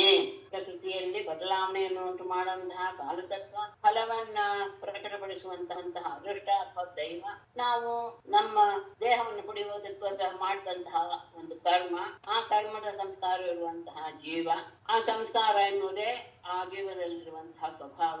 ಪಂಚ ಸೂಕ್ಷ್ಮಭೂತಗಳೆನ್ನುವಂತಹದ್ದು ದ್ರವ್ಯ, ಶರೀರ. ಪ್ರಾಣ ಎನ್ನುವುದು ಆ ಶರೀರವನ್ನು ಹಿಡಿದಿಟ್ಟಿರುವಂತಹ ಸೂತ್ರ ದಾರ. ಆತ್ಮ ಎನ್ನುವುದು ಅಹಂಕಾರ, ನಾನು ಎನ್ನುವ ಭಾವ ಉಂಟು ಮಾಡುವಂತಹ ಆತ್ಮ. ಏಕಾದಶ ಇಂದ್ರಿಯಗಳು ಎನ್ನುವಂಥದ್ದೇ ವಿಕಾರ. ಮೇಲೆ ಹೇಳಿದಂತಹ ಏಕಾದಶ ಇಂದ್ರಿಯಗಳು ಪಂಚಭೂತಗಳ ಸಂಘಾತ ಎನ್ನುವುದೇ ಈ ಲಿಂಗ ಶರೀರ. ಆ ಲಿಂಗ ಶರೀರ ಮತ್ತು ಅವನು ಆ ಶರೀರದಿಂದ ಮಾಡುವಂತಹ ಕರ್ಮ, ಇದೆರಡೂ ಸಹ ಕರ್ಮದಿಂದ ಲಿಂಗ ಶರೀರ, ಕರ್ಮದಿಂದ ದೇಹ, ದೇಹದಿಂದ ಕರ್ಮ ಎನ್ನುವ ಬೀಜಾಂಕುರದ ನ್ಯಾಯದ ಆಗಿರುವಂತಹ ಈ ಸಂಸಾರ ಇದೆಲ್ಲವೂ ನಿನ್ನ ಮಾಯೆ. ಆದರೆ ನೀನು ಆ ಮಾಯೆಯಿಂದ ದೂರನಾಗಿ ಇದ್ಯಾವುದು ಅಲ್ಲ ಅಲ್ಲ ಅಂತ ನಿವಾರಣೆ ಮಾಡುವಂತಹ ನಿಷೇಧವೇ ಅವಧಿ. ಅಂದ್ರೆ ಕೊನೆಯಲ್ಲಿ ಉಳಿಯೋದೇನೋ ಯಾವುದೋ ಒಂದು, ಅದೇ ನೀನು ಅಂತ ನಿನ್ನನ್ನು ಆಶ್ರಯಿಸಿದ್ದೇನೆ. ಅದಾದ ಮೇಲೆ ಅಲ್ಲ, ನಾನು ದೇವಕಿಯ ಮಗ, ನೀನು ಇದನ್ನೆಲ್ಲ ನನಗೆ ಹೇಳ್ತಾ ಇದೆಯಲ್ಲ, ಹೌದಾ ನಾನು ಅಲ್ವಲ್ಲ ಅಂದ್ರೆ ನೀನೇನೆ ಎಲ್ಲವನ್ನು. ಈಗ ನಿನ್ನ ಅವತಾರು ಇದೆ, ಅದಕ್ಕೋಸ್ಕರ ನಾನಾ ಭಾವೈ ಲೀಲಯೈ ಗೋಪಕನ್ನೈ ದೇವಾನ್ ಸಾಧೂನ್ ಲೋಕಸೇತೂನ್ ವಿಭರ್ಷಿ ಹಂಸ್ಯುನ್ಮಾರ್ಗಾನ್ ಹಿಂಸಯಾ ವರ್ತಮಾನಾನ್ ಜನ್ಮೈ ತತ್ತೇ ಹರಹಾರಾಯ ಭೂಮೇಃ. ಲೀಲಯ ನಾನಾ ಭಾವೈಃ ಉಪಪನ್ನೈಃ ದೇವಾನ್ ಸಾಧೂನ್ ಲೋಕಸೇತೂನ್ ವಿಭರ್ಷಿ ಉನ್ಮಾರ್ಗಾನ್ ಹಿಂಸಯಾ ವರ್ತಮಾನಾನ್ ಹಂಸಿ ಏತತ್ ತೇ ಜನ್ಮ ಭೂಮೇಃ ಭಾರಹಾರಾಯ. ನೀನು ಯಾವುದು ಅಲ್ಲ ಅಂತ ಹೇಳಿ ಆಯ್ತು, ಮಾಯೆ ಯಾವುದು ಹೇಳಿರುವಂತಹ ವಸ್ತುಗಳು ಯಾವುದು ಅಲ್ಲ. ಆದ್ರೆ ಲೀಲೆಯ ನಿನ್ನ ಲೀಲೆಯಿಂದಲೇ ನಾನಾ ಭಾವೈಹಿ ಅನೇಕ ರೀತಿಯ ರೂಪಗಳಿಂದ ಉಪಪನ್ನೈಹಿ ಕೂಡಿರುವಂತಹ ಅವತಾರಗಳಿಂದ ನಾನಾ ರೂಪಗಳಿಂದ ದೇವಾನ್ ದೇವತೆಗಳನ್ನು ಸಾಧು ಸಜ್ಜನರನ್ನು ಲೋಕಸೇತೂನ್ ಲೋಕಕ್ಕೆ ಒಂದು ಸೇತುವೆ ಅಂದ್ರೆ ಅದನ್ನ ದಾಟಬಾರದು ಯಾವುದದು ವರ್ಣಾಶ್ರಮ ಧರ್ಮಗಳು ಧರ್ಮ ನಿಯಮಗಳು ಇವುಗಳೆಲ್ಲವನ್ನು ಸಹ ವಿಭರ್ಷಿ ನೀನೇ ಅದನ್ನ ಪಾಲನೆ ಪೋಷಣೆ ಮಾಡ್ತಾ ಇದೀಯ. ಅವರನ್ನ ಪಾಲನೆ ಪಾಲನೆ ಮಾಡ್ಬೇಕು ಅನ್ನೋ ಉದ್ದೇಶದಿಂದಲೇ ಉನ್ಮಾದಾನ ದಾರಿಯನ್ನು ಬಿಟ್ಟು ಅಂದ್ರೆ ಕೆಟ್ಟ ದಾರಿಗೆ ಹೋಗ್ತಾ ಇರುವಂತಹ ಹಿಂಸೆಯ ವರ್ತಮಾನ ಹಿಂಸೆಯಿಂದಲೇ ತಮ್ಮ ಜೀವನವನ್ನು ನಡೆಸ್ತಾ ಇರುವಂತಹ ದುಷ್ಟರನ್ನು ಹಂಸಿ ನಾಶ ಮಾಡ್ತೀಯ. ಏತತ್ ತೇ ಜನ್ಮ ಈ ನಿನ್ನ ಈ ಜನ್ಮವು ಸಹ ಕೃಷ್ಣನ ರೂಪದಲ್ಲಿರುವಂತಹ ಈ ಅವತಾರವು ಸಹ ಭೂಮಿ ಭಾರಹಾರ ಭೂಮಿಯ ಭಾರವನ್ನ ಕಡಿಮೆ ಮಾಡೋದಕ್ಕೋಸ್ಕರನೇ ಅಂತೆ. ನೀನು ಕಾಣ್ತಾ ಇರುವಂತಹ ಮನುಷ್ಯನ ರೂಪದಲ್ಲಿ ಇದ್ರೂ ಸಹ ನೀನು ಯಾವುದೂ ಅಲ್ಲ. ಲೀಲೆಯಿಂದಲೇ ಮತ್ಸ್ಯಾದಿ ನಾನಾ ರೂಪಗಳನ್ನ ಧರಿಸಿ ದೇವತೆಗಳನ್ನ ಸಜ್ಜನರನ್ನ ಲೋಕದ ಮರ್ಯಾದೆಗಳಾದ ವರ್ಣ ಶ್ರಮ ಧರ್ಮಗಳನ್ನ ಧರ್ಮ ನಿಯಮಗಳನ್ನ ನೀನು ಸಂರಕ್ಷಣೆ ಮಾಡ್ತೀಯ. ಅವರನ್ನು ಸಂರಕ್ಷಣೆ ಮಾಡ್ಬೇಕಾದಾಗ ದುರ್ಮಾರ್ಗಗಳನ್ನು ನಾಶ ಮಾಡ್ಬೇಕು. ಯಾಕೆಂದ್ರೆ ಅವರಿಂದ ಇವರಿಗೆ ತೊಂದರೆ, ಹಾಗೆ ಲೋಕವನ್ನು ಹಿಂಸೆ ಪಡಿಸ್ತಾ ಇರುವಂತಹ ದುರ್ಮಾರ್ಗಗಳನ್ನ ನೀನು ಸಂಹಾರ ಮಾಡ್ತೀಯ. ಅದೇ ಈ ನಿನ್ನ ಈ ಅವತಾರವು ಸಹ ಭೂಮಿಯ ಭಾರವನ್ನು ಪರಿಚಯ ಆಗಿದೆ. ನನಗೆ ಈಗ ನಿನ್ನ ಜ್ವರವನ್ನ ತಡ್ಸ್ಕೊಳಕ್ಕೆ ಆಗ್ತಾ ಇಲ್ಲ. ತಪ್ತೋಹಂ ತೇ ತೇಜಸಾ ದುಸ್ಸಹೇನ ಶಾಂತೋ ಪ್ರೇಣಾತ್ಯುಲ್ಬಣೇನ ಜ್ವರೇಣ ತಾಪ್ತೇಹಿನ ತೇ ಅಂಗ್ರಿಮೂಲಂ ನೋ ಸೇವೇಹಿ ಅನ್ಯಾವದಾಶಾನುಬದ್ಧಾಃ ತೇ ದುಸ್ಸಹೇನ ತೇಜಸಾಂ ಶಾಂತೋಗ್ರೇಣ ಅತ್ಯುಲ್ಬಣೇನ ಜ್ವರೇಣ ಅಹಂ ತಪ್ತಃ ಆಶಾನುಬದ್ಧಾಃ ತೇ ಅಂಗ್ರಿಮೂಲಂ ಯಾವತ್ ನೋ ಸೇವೇರನ್ ತಾವತ್ ದೇಹಿನಾಂ ತಾಪ. ತೇ ದುಸ್ಸಹೇನ ತೇಜಸ ನಿನ್ನ ಸಹಿಸಲು ಅಸಾಧ್ಯವಾದಂತಹ ಈ ನಿನ್ನ ತೇಜಸ್ಸಿನಿಂದ ಅಂದ್ರೆ ವೈಷ್ಣವ ಜಲದಿಂದ ಅದು ಹೇಗಿದೆ. ಶಾಂತೋಗ್ರೇಣ ಶಾಂತವಾಗಿ ಅನಿಸುತ್ತೆ, ಆದ್ರೂ ಸಹ ಭಯಂಕರವಾಗಿದೆ, ಉಗ್ರವಾಗಿದೆ. ಅಂತಹ ಅತ್ಯುಲ್ಬಣೇನ ಅತ್ಯಂತ ಭಯಂಕರವಾದ ಹಿಂಸೆಯನ್ನು ಉಂಟು ಮಾಡ್ತಾ ಇರುವಂತಹ ಜ್ವರದಿಂದ ಅಹಂ ತಪ್ತಃ ನಾನು ತಾಪಗೊಂಡು ಬಿಟ್ಟಿದ್ದೇನೆ. ಯದ್ಯಪಿ ನಿನ್ನನ್ನ ತಾಪಗೊಳಿಸ್ಬೇಕು ಅಂತ ಅನ್ಕೊಂತೆ, ಆದ್ರೆ ನಿನ್ನ ಜ್ವರ ಅದು ಶಾಂತವೂ ಹೌದು ಉಗ್ರವೂ ಹೌದು, ಸಹಿಸಕ್ಕೆ ಅಸಾಧ್ಯವಾದಂಥದ್ದು ಭಯಾನಕವಾದದ್ದು. ಅಂತಹ ಜ್ವರದಿಂದ ನಾನೇ ಈಗ ಬಳಲಿ ಹೋಗಿದ್ದೇನೆ. ಹಾಗಾದ್ರೆ ಇನ್ನೊಬ್ಬರಿಗೆ ಅದು ಯಾವಾಗ ತಾಪವನ್ನು ಉಂಟು ಮಾಡುತ್ತೆ ಅಂದರೆ ಆಶಾನುಬದ್ಧ ಆಶೆಯಿಂದ ಕೂಡಿಕೊಂಡವರಾಗಿ ಜೀವನದಲ್ಲಿ ಅದು ಬೇಕು ಇದು ಬೇಕು ಅನ್ನುವಂತಹ ಆಶೆಯಿಂದಲೇ ಕೂಡಿಕೊಂಡಂತಹ ಜನರು ಯಾವತ್ತು ಎಲ್ಲಿಯವರೆಗೂ ತೇ ಅಂಗ್ರಿ ಮೂಲಂ ನಿನ್ನ ಪಾದ ಕಮಲವನ್ನಾನು ಸೇವೇರನ್ನ ಆಶ್ರಯಿಸುವುದಿಲ್ಲವೋ ಅಥವಾ ಸೇವಿಸುವುದಿಲ್ಲವೋ ತಾವತ್ತು ಅಲ್ಲಿಯವರೆಗೂ ದೇಹಿನ ತಾಪ ದೇಹವನ್ನು ಧರಿಸಿದಂತಹ ಮನುಷ್ಯರಿಗೆ ತಾಪ ಅನ್ನೋದು ಇದ್ದೇ ಇರುತ್ತೆ.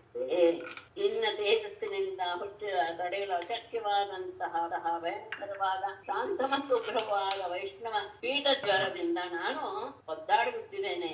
ಎಲ್ಲಿವರೆಗೂ ಅದಾಗುತ್ತೆ, ಒದ್ದಾಟ ಎಲ್ಲಿವರೆಗೂ ಇರುತ್ತೆ ಅಂದ್ರೆ ಆಶಾಬದ್ಧರಾದ ಜನ ಎಲ್ಲಿಯವರೆಗೆ ನಿನ್ನ ಪಾದ ಮೂಲವನ್ನ ಸೇವಿಸೋದಿಲ್ವೋ ಅಲ್ಲಿಯವರೆಗೂ ಈ ರೀತಿಯ ತಾಪಗಳು ಇದ್ದೇ ಇರುತ್ತವೆ. ಶ್ರೀ ಭಗವಾನ್ ಮಾಚ ತ್ರಿಶಿರಸ್ತೆ ಪ್ರಸನ್ನೋಸ್ಮಿ ವ್ಯೇತು ತೇ ಮಜ್ವರಾತ್ ಭಯಂ ಯೋ ನೌ ಸ್ಮರತಿ ಸಂವಾದಂ ತಸ್ಯ ತ್ವನ್ನ ಭವೇತ್ ಭಯಂ. ತ್ರಿಶಿರಃ ತೇ ಪ್ರಸನ್ನಃ ಅಸ್ಮಿ ತೇ ಮಜ್ವರಾತ್ ಭಯಂ ವ್ಯೇತು ಯಃ ನೌ ಸಂವಾದಂ ಸ್ಮರತಿ ತಸ್ಯ ತ್ವತ್ ಭಯಂ ನ ಭವೇತ್. ತ್ರಿಶಿರನೇ ಮೂರು ಕೆಲವುಗಳಂತ ಜ್ವರನ್ನ ಸಂಬೋಧನೆ ಮಾಡಿ ಹೇಳ್ತಾ ಇರೋದು. ತ್ರಿಶಿರನೇ ಮೂರು ಶಿರಸ್ಸುಗಳಿರುವಂತಹ ಜ್ವರವೇ ತೇ ಪ್ರಸನ್ನ ಅಸ್ಮಿ ನಿನ್ನ ವಿಷಯದಲ್ಲಿ ನಾನು ಪ್ರಸನ್ನನಾಗಿದ್ದೇನೆ. ತೇ ನಿನಗೆ ಮಜ್ವರಾತ್ ನನ್ನ ವೈಷ್ಣವ ಜ್ವರದಿಂದ ಭಯಂ ಬೇಕು ಭಯ ಹೊರಟ್ಕೊಳ್ರಿ. ಅಷ್ಟೇ ಅಲ್ಲ ಯಾವ ಮನುಷ್ಯನು ನೋವು ಸಂವಾದಂ ನಮ್ಮಿಬ್ಬರ ಈ ಮಾತನ್ನ ಸ್ಮರಿಸ್ಕೊಳ್ತಾನೋ ತಸ್ಯ ಅವನಿಗೆ ಸ್ವತು ಭಯಂ ನಿನ್ನಿಂದ ಭಯವು ನ ಭವೇತ್ ಆಗದೇ ಇರಲಿ. ನಿನ್ನ ಜ್ವರಕ್ಕೆ ಸಂಬೋಧನೆ ಮಾಡಿ ನಿನ್ನ ವಿಷಯದಲ್ಲಿ ನಾನು ಪ್ರಸನ್ನಾಗಿದ್ದೇನೆ, ನಿನಗೆ ನನ್ನ ಜ್ವರದಿಂದ ಉಂಟಾದ ಹೊರಟು ಹೋಗ್ಲಿ. ಮತ್ತೆ ನಮ್ಮಿಬ್ಬರ ಈ ಸಂವಾದವನ್ನ ಯಾವನು ಸ್ಮರಿಸ್ಕೊಳ್ತಾನೋ ಅವನಿಗೆ ನಿನ್ನಿಂದ ಅಂದ್ರೆ ಮಹೇಶ್ವರ ಜ್ವರದಿಂದ ಏನು ತೊಂದರೆ ಆಗದೆ ಇರಲಿ, ಅದರ ಭಯ ಇಲ್ಲದೆ ಇರಲಿ. ಇತ್ಯುಕ್ತೋ ಅಚ್ಯುತಮಾನಮ್ಯ ಗತೋ ಮಾಹೇಶ್ವರೋ ಜ್ವರ ಬಾಣಸ್ತುರಥಮಾರೂಢ ಪ್ರಾಗಾದ್ಯೋತ್ಸ್ಯಂ ಜನಾರ್ದನಂ. ಇದು ಹೋಗ್ಬಿಟ್ಟಿದ್ನಲ್ಲ ನಗರಕ್ಕೆ, ಮತ್ತೆ ಬಂದ ಸುರ.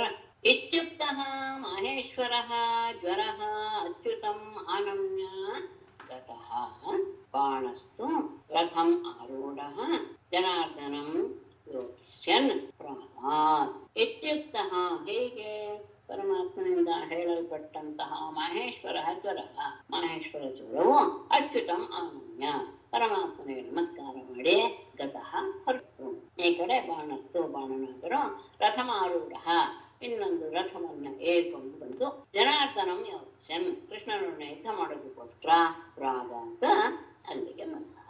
ಮಹೇಶ್ವರ ಜ್ವರ ಪರಮಾತ್ಮನ ಅಭಯವನ್ನು ತೆಗೆದುಕೊಂಡು ಅದು ನಮಸ್ಕಾರ ಮಾಡಿ ಹೊರಟೋಯ್ತು. ಬಾಣಾಸುರ ಇನ್ನೊಂದು ರಥವನ್ನು ಹಚ್ಚಿಕೊಂಡು ಕೃಷ್ಣನ ಜೊತೆ ಯುದ್ಧ ಮಾಡಬೇಕು ಅಂತ ಬಂದ. ತಥೋ ಬಾಹುಸಹಸ್ರೇಣ ನಾನಾಯುಧಧರೋಸುರಃ ಮೋಚವರಮಕೃತಃ ಬಾಣಾಂಶ್ಚಕ್ರಾಯುಧೇ ನೃಪ. ನೃಪ ಬಾಹುಸಹಸ್ರೇಣ ನಾನಾಯುಧಧರಃ ಅಸುರ ತತಃ ಪರಮಕ್ರುದ್ಧಃ ಚಕ್ರಾಯುಧೇ ಬಾಣಾನ್ ಮುಮೋಚ. ರಾಜನೇ ಬಾಹುಸಹಸ್ರೇಣ 1000 ತೋಳುಗಳಿಂದ ನಾನಾ ಆಯುಧಧರ ಅನೇಕ ರೀತಿಯ ಆಯುಧಗಳನ್ನು 1000 ಕೈಗಳಿಂದ ಅನೇಕ ರೀತಿಯ ಅಲ್ಲ ಒಂದೊಂದು ರೀತಿಯ ಆಯುಧಗಳನ್ನ ಧರಿಸಿದಂತಹ ಅಸುರ ಬಾಣನು ತತಃ ಬಳಿಕ ಪರಮಕೃತಃ ಬಹಳ ಕೋಪಗೊಂಡವನಾಗಿ ಚಕ್ರಾಯುಧೆ ಚಕ್ರಪಾಣಿಯಾದಂತಹ ಕೃಷ್ಣನಲ್ಲಿ ಬಾಣಗಳನ್ನ ಮುಮೋಚ ಪ್ರಯೋಗ ಮಾಡಿದ. 1000 ಕೈಗಳಲ್ಲಿ ಬಗೆ ಬಗೆಯ ಆಯುಧಗಳನ್ನ ಧರಿಸಿ ಬಂದಿದ್ದಾನೆ. ಬಹಳ ಕೋಪಗೊಂಡಂತಹ ಅವನು ಚಕ್ರಾಯುಧವನ್ನು ಧರಿಸಿರುವ ಕೃಷ್ಣನ ಮೇಲೆ ಬಾಣಗಳನ್ನ ಪ್ರಯೋಗ ಮಾಡೋದಕ್ಕೆ ಶುರು ಮಾಡ್ದ. ತಸ್ಯಾಸ್ಯತೋಸ್ತ್ರಾಣಿ ಅಸಕೃತ್ ಚಕ್ರೇಣ ಕ್ಷುರಣೇಮಿನ ಚಿಚ್ಛೇದ ಭಗವಾನ್ ಬಾಹೂನ್ ಶಾಖಾ ಇವ ವನಸ್ಪತೇಃ. ಕೆಳಗೆ ಬಿದ್ದೋಯ್ತು. ಅಸ್ತ್ರಾಣಿ ಅಸ್ಯತಃ ಅಸಕೃತ್ ಅಸ್ತ್ರಾಣಿ ಅಸ್ಯತಃ ತಸ್ಯ ಬಾಹೂನ್ ಭಗವಾನ್ ಕ್ಷುರನೇಮಿನ ಚಕ್ರೇಣ ವನಸ್ಪತೇಃ ಶಾಖಾ ಇವ ಚಿಚ್ಛೇದ. ಅಸಕೃತ್ ಸತತವಾಗಿ ಅಸ್ತ್ರಾಣಿ ಅಸ್ಯತಃ ಅಸ್ತ್ರಗಳನ್ನ ಎಸೆಯುತ್ತಿರುವ ತಸ್ಯ ಆ ಬಾಣಾಸುರನ ಬಾಹೂನ್ ಬಾಹುಗಳನ್ನು ತೋಳುಗಳನ್ನು ಭಗವಾನ್ ಪರಮಾತ್ಮನು ಕ್ಷುರನೇಮಿನ ಚಕ್ರೇಣ ಅತ್ಯಂತ ಹರಿತವಾದಂತಹ ತುದಿ ಇರುವಂತಹ ತನ್ನ ಚಕ್ರದಿಂದ ವನಸ್ಪತೇಃ ಶಾಖಾಃ ಇವ ಮರಗಳ ಕೊಂಬೆಗಳನ್ನು ಕತ್ತರಿಸುವ ರೀತಿಯಲ್ಲಿ ಚಿಚ್ಛೇದ ಕತ್ತರಿಸಿ ಹಾಕಿಬಿಟ್ಟ. ಯಾವಾಗ ಮೇಲಿಂದ ಮೇಲೆ ಅವನ ಅಸ್ತ್ರಗಳನ್ನ 1000 ತೋಳುಗಳು ಅಸ್ತ್ರಗಳನ್ನ ಬಿಡ್ತಾನೇ ಇದ್ದಾನೋ ಆವಾಗ ತನ್ನ ಹರಿತವಾದ ತುದಿಯುಳ್ಳಂತಹ ಚಕ್ರಾಯುಧದಿಂದ ಪರಮಾತ್ಮ ಆ ಬಾಣಾಸುರನ 1000 ಬಾಹುಗಳನ್ನು ಸಹ ಮರದ ಕೊಂಬೆಗಳನ್ನು ಕತ್ತರಿಸುವ ರೀತಿಯಲ್ಲಿ ಕತ್ತರಿಸಿ ಹಾಕಿದ. ಯಾವಾಗ ಅವನ ತೋಳುಗಳೆಲ್ಲವೂ ಬಿಟ್ಟು ಹೋಗ್ತಾ ಇದೆಯೋ ಬಾಹುಷು ಛಿದ್ಯಮಾನೇಷು ಬಾಣಸ್ಯ ಭಗವಾನ್ ಭವಃ ಭಕ್ತಾನುಕಂಪಿ ಪೌರಜ್ಯ ಚಕ್ರಾಯುಧಂ ಅಭಾಷತ. ಬಾಣಸ್ಯ ಬಾಹುಷು ಛಿದ್ಯಮಾನೇಷು ಭಕ್ತಾನುಕಂಪಿ ಭಗವಾನ್ ಭವಃ ಪೌರಜ್ಯ ಚಕ್ರಾಯುಧಂ ಅಭಾಷತ. ಬಾಣಾಸುರ ಬಾಹುಷು ತೋಳುಗಳು ಛಿದ್ಯಮಾನೇಷು ಹೀಗೆ ಕತ್ತರಿಸಿ ಬಿಡ್ತಾ ಇರುವಾಗ ಭಕ್ತಾನುಕಂಪೆ ಭಕ್ತರ ಬಗ್ಗೆ ಅತ್ಯಂತ ಆದರವುಳ್ಳ ದಯಾವನ್ನು ಭಕ್ತನ ಬಗ್ಗೆ ಅನುಕಂಪಗೊಂಡಂತಹ ಭಗವಾನ್ ಪೂಜ್ಯನಾದ ಶಿವನು ಉಪವೃಜ್ಯ ಹತ್ತಿರ ಬಂದು ಚಕ್ರಾಯುಧಂ ಅಭಾಷ ಕೃಷ್ಣನನ್ನು ಕುರಿತು ಸ್ತೋತ್ರ ಮಾಡೋದಕ್ಕೆ ಶುರು ಮಾಡಿದ. ಯಾವಾಗ ಬಾಣನ ತೋಳುಗಳೆಲ್ಲವೂ ಸಹ ಕತ್ತರಿಸಿ ಬೀಳ್ತಾ ಇವೆಯೋ ಅವನ ಚಕ್ರದಿಂದ ಆಗ ಅವನ ಬಗ್ಗೆ ಅಯ್ಯೋ ಅನ್ನಿಸ್ತು ಶಿವನಿಗೆ ಬಾಣನ ಬಗ್ಗೆ. ಆಗ ಅವನು ಪರಮಾತ್ಮನ ಹತ್ತಿರ ಬಂದು ಅವನನ್ನ ಸ್ತುತಿಸೋದಕ್ಕೆ ತೊಡಗುತ್ತಾನೆ. ತ್ವಂ ಹಿ ಬ್ರಹ್ಮಪರಂ ಜ್ಯೋತಿ ಗೂಢಂ ಬ್ರಹ್ಮಣಿ ವಾಂಗ್ಮಯೇ ಯಂ ಪಶ್ಯತ್ಯಮಲಾತ್ಮ ಅಮಲಾತ್ಮಾನಃ ಆಕಾಶಮಿವ ಕೇವಲಂ ತ್ವಂ ಹಿ ಪರಂ ಬ್ರಹ್ಮ ಜ್ಯೋತಿಃ ಗೂಢಂ ಬ್ರಹ್ಮಣಿ ವಾङ्ಮಯೇ ಕೇವಲಂ ಆಕಾಶಮಿವ ಅಮಲಾತ್ಮಾನಃ ಯಂ ಪಶ್ಯಂತಿ. ಇಲ್ಲಿ ಒಂದು ಸ್ವಲ್ಪ ಬದಲಾಯಿಸ್ತೇನೆ. ಮತ್ತೆ ವಾङ्ಮಯೇ ಬ್ರಹ್ಮಣಿ ತ್ವಂ ಹಿ ಪರಂ ಬ್ರಹ್ಮ, ನೀನೇನೆ ಪರಬ್ರಹ್ಮ. ಅಂದ್ರೆ ತನ್ನ ಭಕ್ತನನ್ನ ರಕ್ಷಣೆ ಮಾಡ್ಕೊಳ್ಳೋದಕ್ಕೋಸ್ಕರ ರುದ್ರ ಪರಮಾತ್ಮನನ್ನ ಸ್ತುತಿ ಮಾಡ್ತಾನೆ. ನಿನ್ನ ಬಗ್ಗೆ ಏನೂ ಗೊತ್ತಿಲ್ಲ, ಯಾರಿಗೆ ಯುದ್ಧ ಮಾಡ್ತಾ ಇರುವಂತಹ ಆ ಬಾಣನಿಗೆ ಏನೂ ಗೊತ್ತಿಲ್ಲ. ಯಾಕೆ ಅಂದ್ರೆ ನೀನೆ ಎಂಥವನು, ತ್ವಂ ಹಿ ಪರಂ ಬ್ರಹ್ಮ, ನೀನೇ ಪರಬ್ರಹ್ಮ ವಸ್ತು. ಅಷ್ಟೇ ಅಲ್ಲ, ಜ್ಯೋತಿ ಪ್ರಕಾಶವೂ ನೀನೆ. ವಾಂಗ್ಮಯೇ ಬ್ರಹ್ಮಣಿ ಗೂಢಂ, ವಾಂಗ್ಮಯೇ ವಾಕ್ಸ್ವರೂಪವಾದಂತಹ ಬ್ರಹ್ಮಣಿ ವೇದದಲ್ಲಿ ಗೂಢಂ ರಹಸ್ಯವಾಗಿ ಇಲ್ಲ. ಅಂದ್ರೆ ನಿನ್ನನ್ನು ತಿಳಿಯೋದಕ್ಕೆ ಸಾಧ್ಯ ಹೇಗೆ ಅಂದ್ರೆ ಸಹದಷ್ಟುವೆ ಆ ವೇದ ವಾಕ್ಯಗಳಲ್ಲಿ ಗೂಢವಾಗಿ ಇರುವಂತಹ ಬ್ರಹ್ಮ ಹೀಗೆ ಅಂತ ಯಾವ ಮಾತುಗಳಿಂದಲೂ ಸಹ ನಿನ್ನನ್ನ ತಿಳಿಯೋದಕ್ಕೆ ಆಗೋದಿಲ್ಲ. ಆದರೆ ತಿಳ್ಕೊಳ್ತಾರಲ್ಲ ಅಂದ್ರೆ ಅವರು ಹೇಗೆ ತಿಳ್ಕೊಳ್ತಾರೆ ಅಂದ್ರೆ ಅಮಲಾತ್ಮಾನ, ಅವ್ರಿಗಂಥವ್ರು ಅದು ಬೇರೆ ತುಂಬಾ ಮುಖ್ಯ. ಅತ್ಯಂತ ಶುದ್ಧವಾದಂತಹ ಮನಸ್ಸುಳ್ಳಂತಹ ವ್ಯಕ್ತಿಗಳಿಗೆ ಕೇವಲ ಆಕಾಶ ಕೇವಲ ಆಕಾಶದ ರೀತಿಯಲ್ಲಿ ಯಂ ಯಾವ ನಿನ್ನನ್ನು ಪಶ್ಯಂತಿ ನೋಡಿ, ನಿನ್ನ ಸ್ವರೂಪವನ್ನು ಅವರು ಸಾಕ್ಷಾತ್ಕಾರ ಮಾಡ್ಕೊಡ್ತಾರೆ. ಹೇಗೆ? ಆಕಾಶದ ಹಾಗೆ. ಆಕಾಶ ಅನ್ನೋದು ಹೇಗಿದೆ? ಎಲ್ಲ ಕಡೆ ವ್ಯಾಪಕವಾಗಿದೆ. ಅದು ನಿರ್ವಿಕಲ್ಪ. ಯಾಕೆಂದ್ರೆ ಮಳೆ ಬರ್ಲಿ ಬಿಸಿಲು ಬರ್ಲಿ ಯಾವುದು ಆಕಾಶಕ್ಕೆ ತಟ್ಟೋದಿಲ್ಲ. ಅದು ಹೊತ್ತೇನೂ ಆಗಲ್ಲ, ಬಿಸಿನೂ ಆಗಲ್ಲ, ಏನೂ ಆಗಲ್ಲ. ಈ ರೀತಿಯಾದಂತಹ ಆಕಾಶದ ರೀತಿಯಲ್ಲಿ ನಿನ್ನ ಸ್ವರೂಪವನ್ನ ಅದೇನು ಎಲ್ಲ ರೀತಿಯ ಯೋಗದ ಶಕ್ತಿಯಿಂದ ಮನಸ್ಸನ್ನು ಶುದ್ಧಗೊಳಿಸಿಕೊಂಡಂತಹ ವ್ಯಕ್ತಿಗಳಿಗೆ ಮಾತ್ರ ನೀನು ಕಾಣ್ತೀಯ. ಯಾಕೆಂದ್ರೆ ಇವನಿಗೆ ಗೊತ್ತಾಗೋದಿರ್ಲಿ, ನಿನ್ನ ಸ್ವರೂಪ ಯಾರಿಗೂ ಸಹ ಗೊತ್ತಾಗಲ್ಲ, ನೀನೇ ಗೊತ್ತು. ಎಲ್ಲಾ ಪ್ರಕಾಶ ಅಂತ ನಾವೇನೇನು ಹೇಳ್ತೀವೋ ಆ ಪ್ರಕಾಶಕ್ಕೂ ಪ್ರಕಾಶವನ್ನು ಕೊಡುವಂತವನು ನೀನು. ವೇದದ ಮಂತ್ರಗಳಲ್ಲಿ ನಿನ್ನ ಸ್ವರೂಪ ರಹಸ್ಯವಾಗಿ ಅಡಗಿದೆ. ಹಾಗಾದ್ರೆ ಯಾರಿಗೂ ಗೊತ್ತಿಲ್ವೇ? ಗೊತ್ತಿದೆ. ಪರಿಶುದ್ಧವಾದ ಹೃದಯವುಳ್ಳಂತಹ ಯೋಗಿಗಳಿಗೆ ನಿನ್ನ ಸ್ವರೂಪ ತಿಳಿದಿದೆ. ಅವರು ಹೇಗೆ ನೋಡ್ತಾರೆ ಆ ಸ್ವರೂಪವನ್ನ?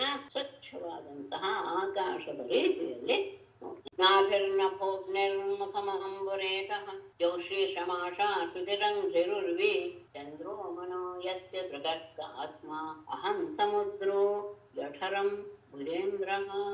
ಮತ್ತೆ ನಿನ್ನ ಸ್ವರೂಪ ಎಂತದ್ದು? ನೀನು ನಿರ್ಗುಣವಾದದ್ದರಿಂದ ನಿನ್ನ ಜ್ಞಾನವನ್ನ ಪಡೆಯೋದಕ್ಕೆ ಆಗೋದಿಲ್ಲ.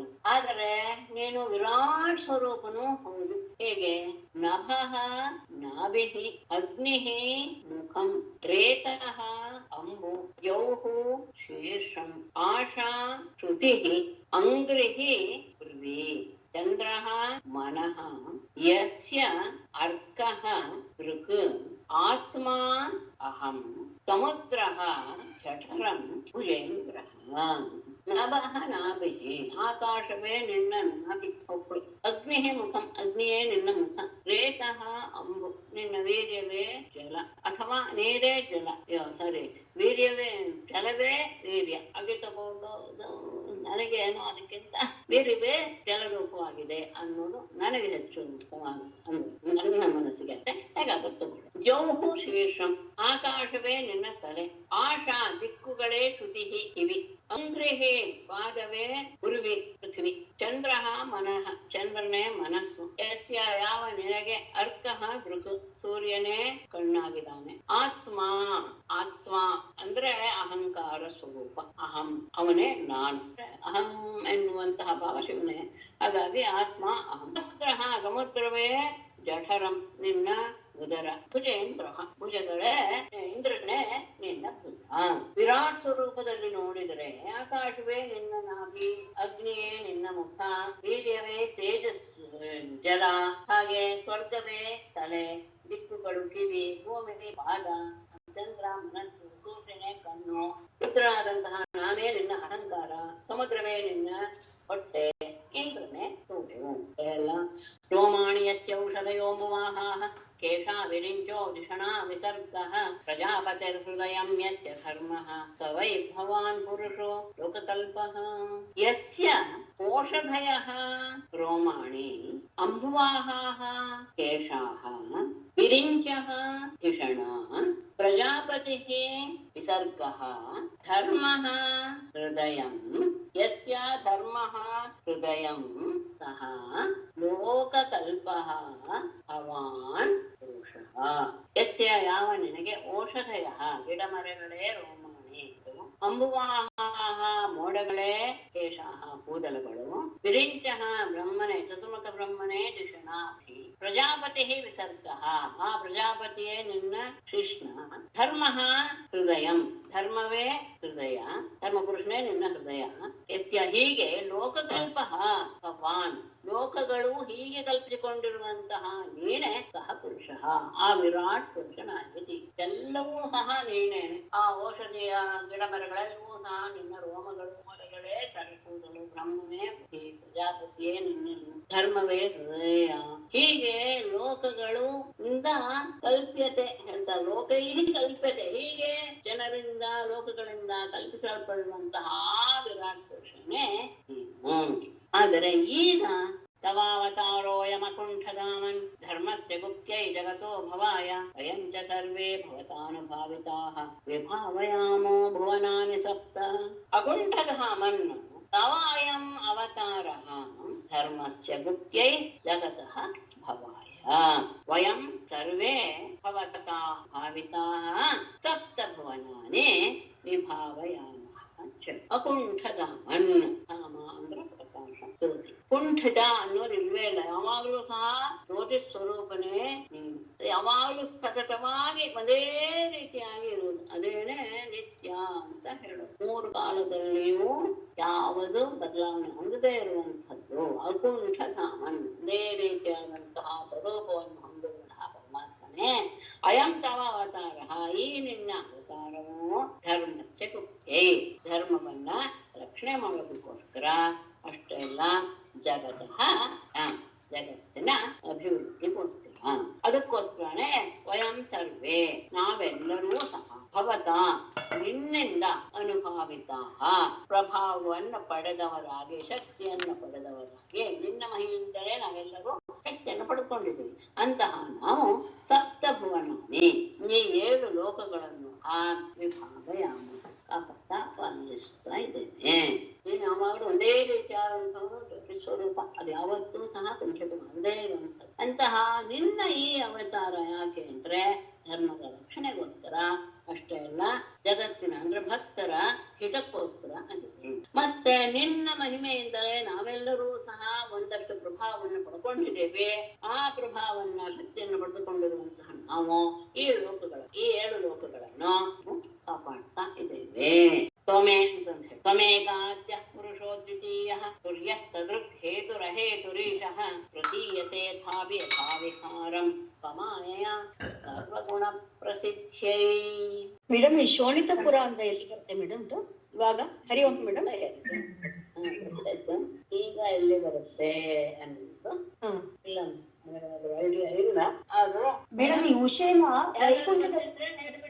ಉಷೇನ ಕೈಲಾಸ ಸ್ವಲ್ಪ ಒಂದಷ್ಟು ಕಾಲ ಬಿಟ್ಟಿರ್ತಾರಂತಲ್ವಾ ಬಾಣಸರ ಬಿಟ್ಟಿರ್ತಾರಂತೆ ಕೈಲಾಸದಲ್ಲಿ ಶಿವ ಪಾರ್ವತಿ ಜೊತೆ ವಿಷ್ಣು ಪುರಾಣದಲ್ಲಿದೆ ಅದು ಹಂಗಾಗಿ ಅವರು ತಾನು ಶಿವ ಪಾರ್ವತಿ ಜೊತೆ ತರ ಇರ್ಬೇಕು ಅಂತ ಅನ್ಕೊಂಡು ಅವಾಗ ಅವ್ರು ಹೇಳ್ತಾರಂತೆ ನಿಮ್ಗೆ ಇಂತ ಒಳ್ಳೆ ಗಂಡನೇ ಸಿಗ್ತಾನೆ ಅಂತ ಹೇಳ್ತಾರೆ ಅಂತ ಬರುತ್ತೆ ಅದು ಹೌದು ಅವಳು ಅಂದ್ರೆ ಪಾರ್ವತಿ ಅನುಗ್ರಹ ಮಾಡ್ತಾರೆ ಯಾರನ್ನ ನೀನು ಕನಸಿನಲ್ಲಿ ನೋಡ್ತೀಯೋ ಕನಸಿನಲ್ಲಿ ನಿನ್ನ ಅವನ ಆಲಿಂಗನ ಮಾಡ್ಕೊಂಡಿಲ್ಲ ಅವನ ಜೊತೆ ಇದ್ದ ಹಾಗೆ ನನಗೆ ಕನಸು ಬಿಡುತ್ತೋ ಅವನೇ ನಿನ್ನ ಗಂಡ ಆಗ್ತಾನೆ ಅಂತಾನು ಅವಳು ಕೊಟ್ಟಿರ್ತಾಳೆ ಸೂಚನೆ ಕೊಟ್ಟಿರ್ತಾಳೆ ಅದು ವಿಷ್ಣು ಪುರಾಣದಲ್ಲೇ ನೋಡ್ತಾನೆ ಹಾಗೆ ಭಾಗವತದಲ್ಲಿ ಹಾಗಿಲ್ಲ ಅಲ್ಲ ವಿಷ್ಣು ಪುರಾಣದಲ್ಲಿ ಮಾತ್ರ ಅದೇ ಅಂದ್ರೆ ಅದು ಕಾಣ್ತಾಳೆ ಅಂತಿದೆ ಅದೇನು ಇದಲ್ವಾ ಅದು ಹೆಚ್ಚು ವಿವರಣೆಯಲ್ಲಿ ತಗೊಂಡಿಲ್ಲ ಅಲ್ಲಿ ಆ ವಿವರಣೆ ಆಗಿದೆ ಅಷ್ಟೇ ಅಂದ್ರೆ ಕನಸಿನಲ್ಲಿ ಬಂದವನೇ ಅವಳು ಗಂಡನ ಆಗ್ತಾನೆ ಅನ್ನೋದನ್ನ ಅವಳು ಹೇಳ್ತಾಳೆ ಅವರಿಬ್ಬರ ಅನ್ಯೋನ್ಯತೆಯನ್ನು ನೋಡಿ ಅವಳಿಗೆ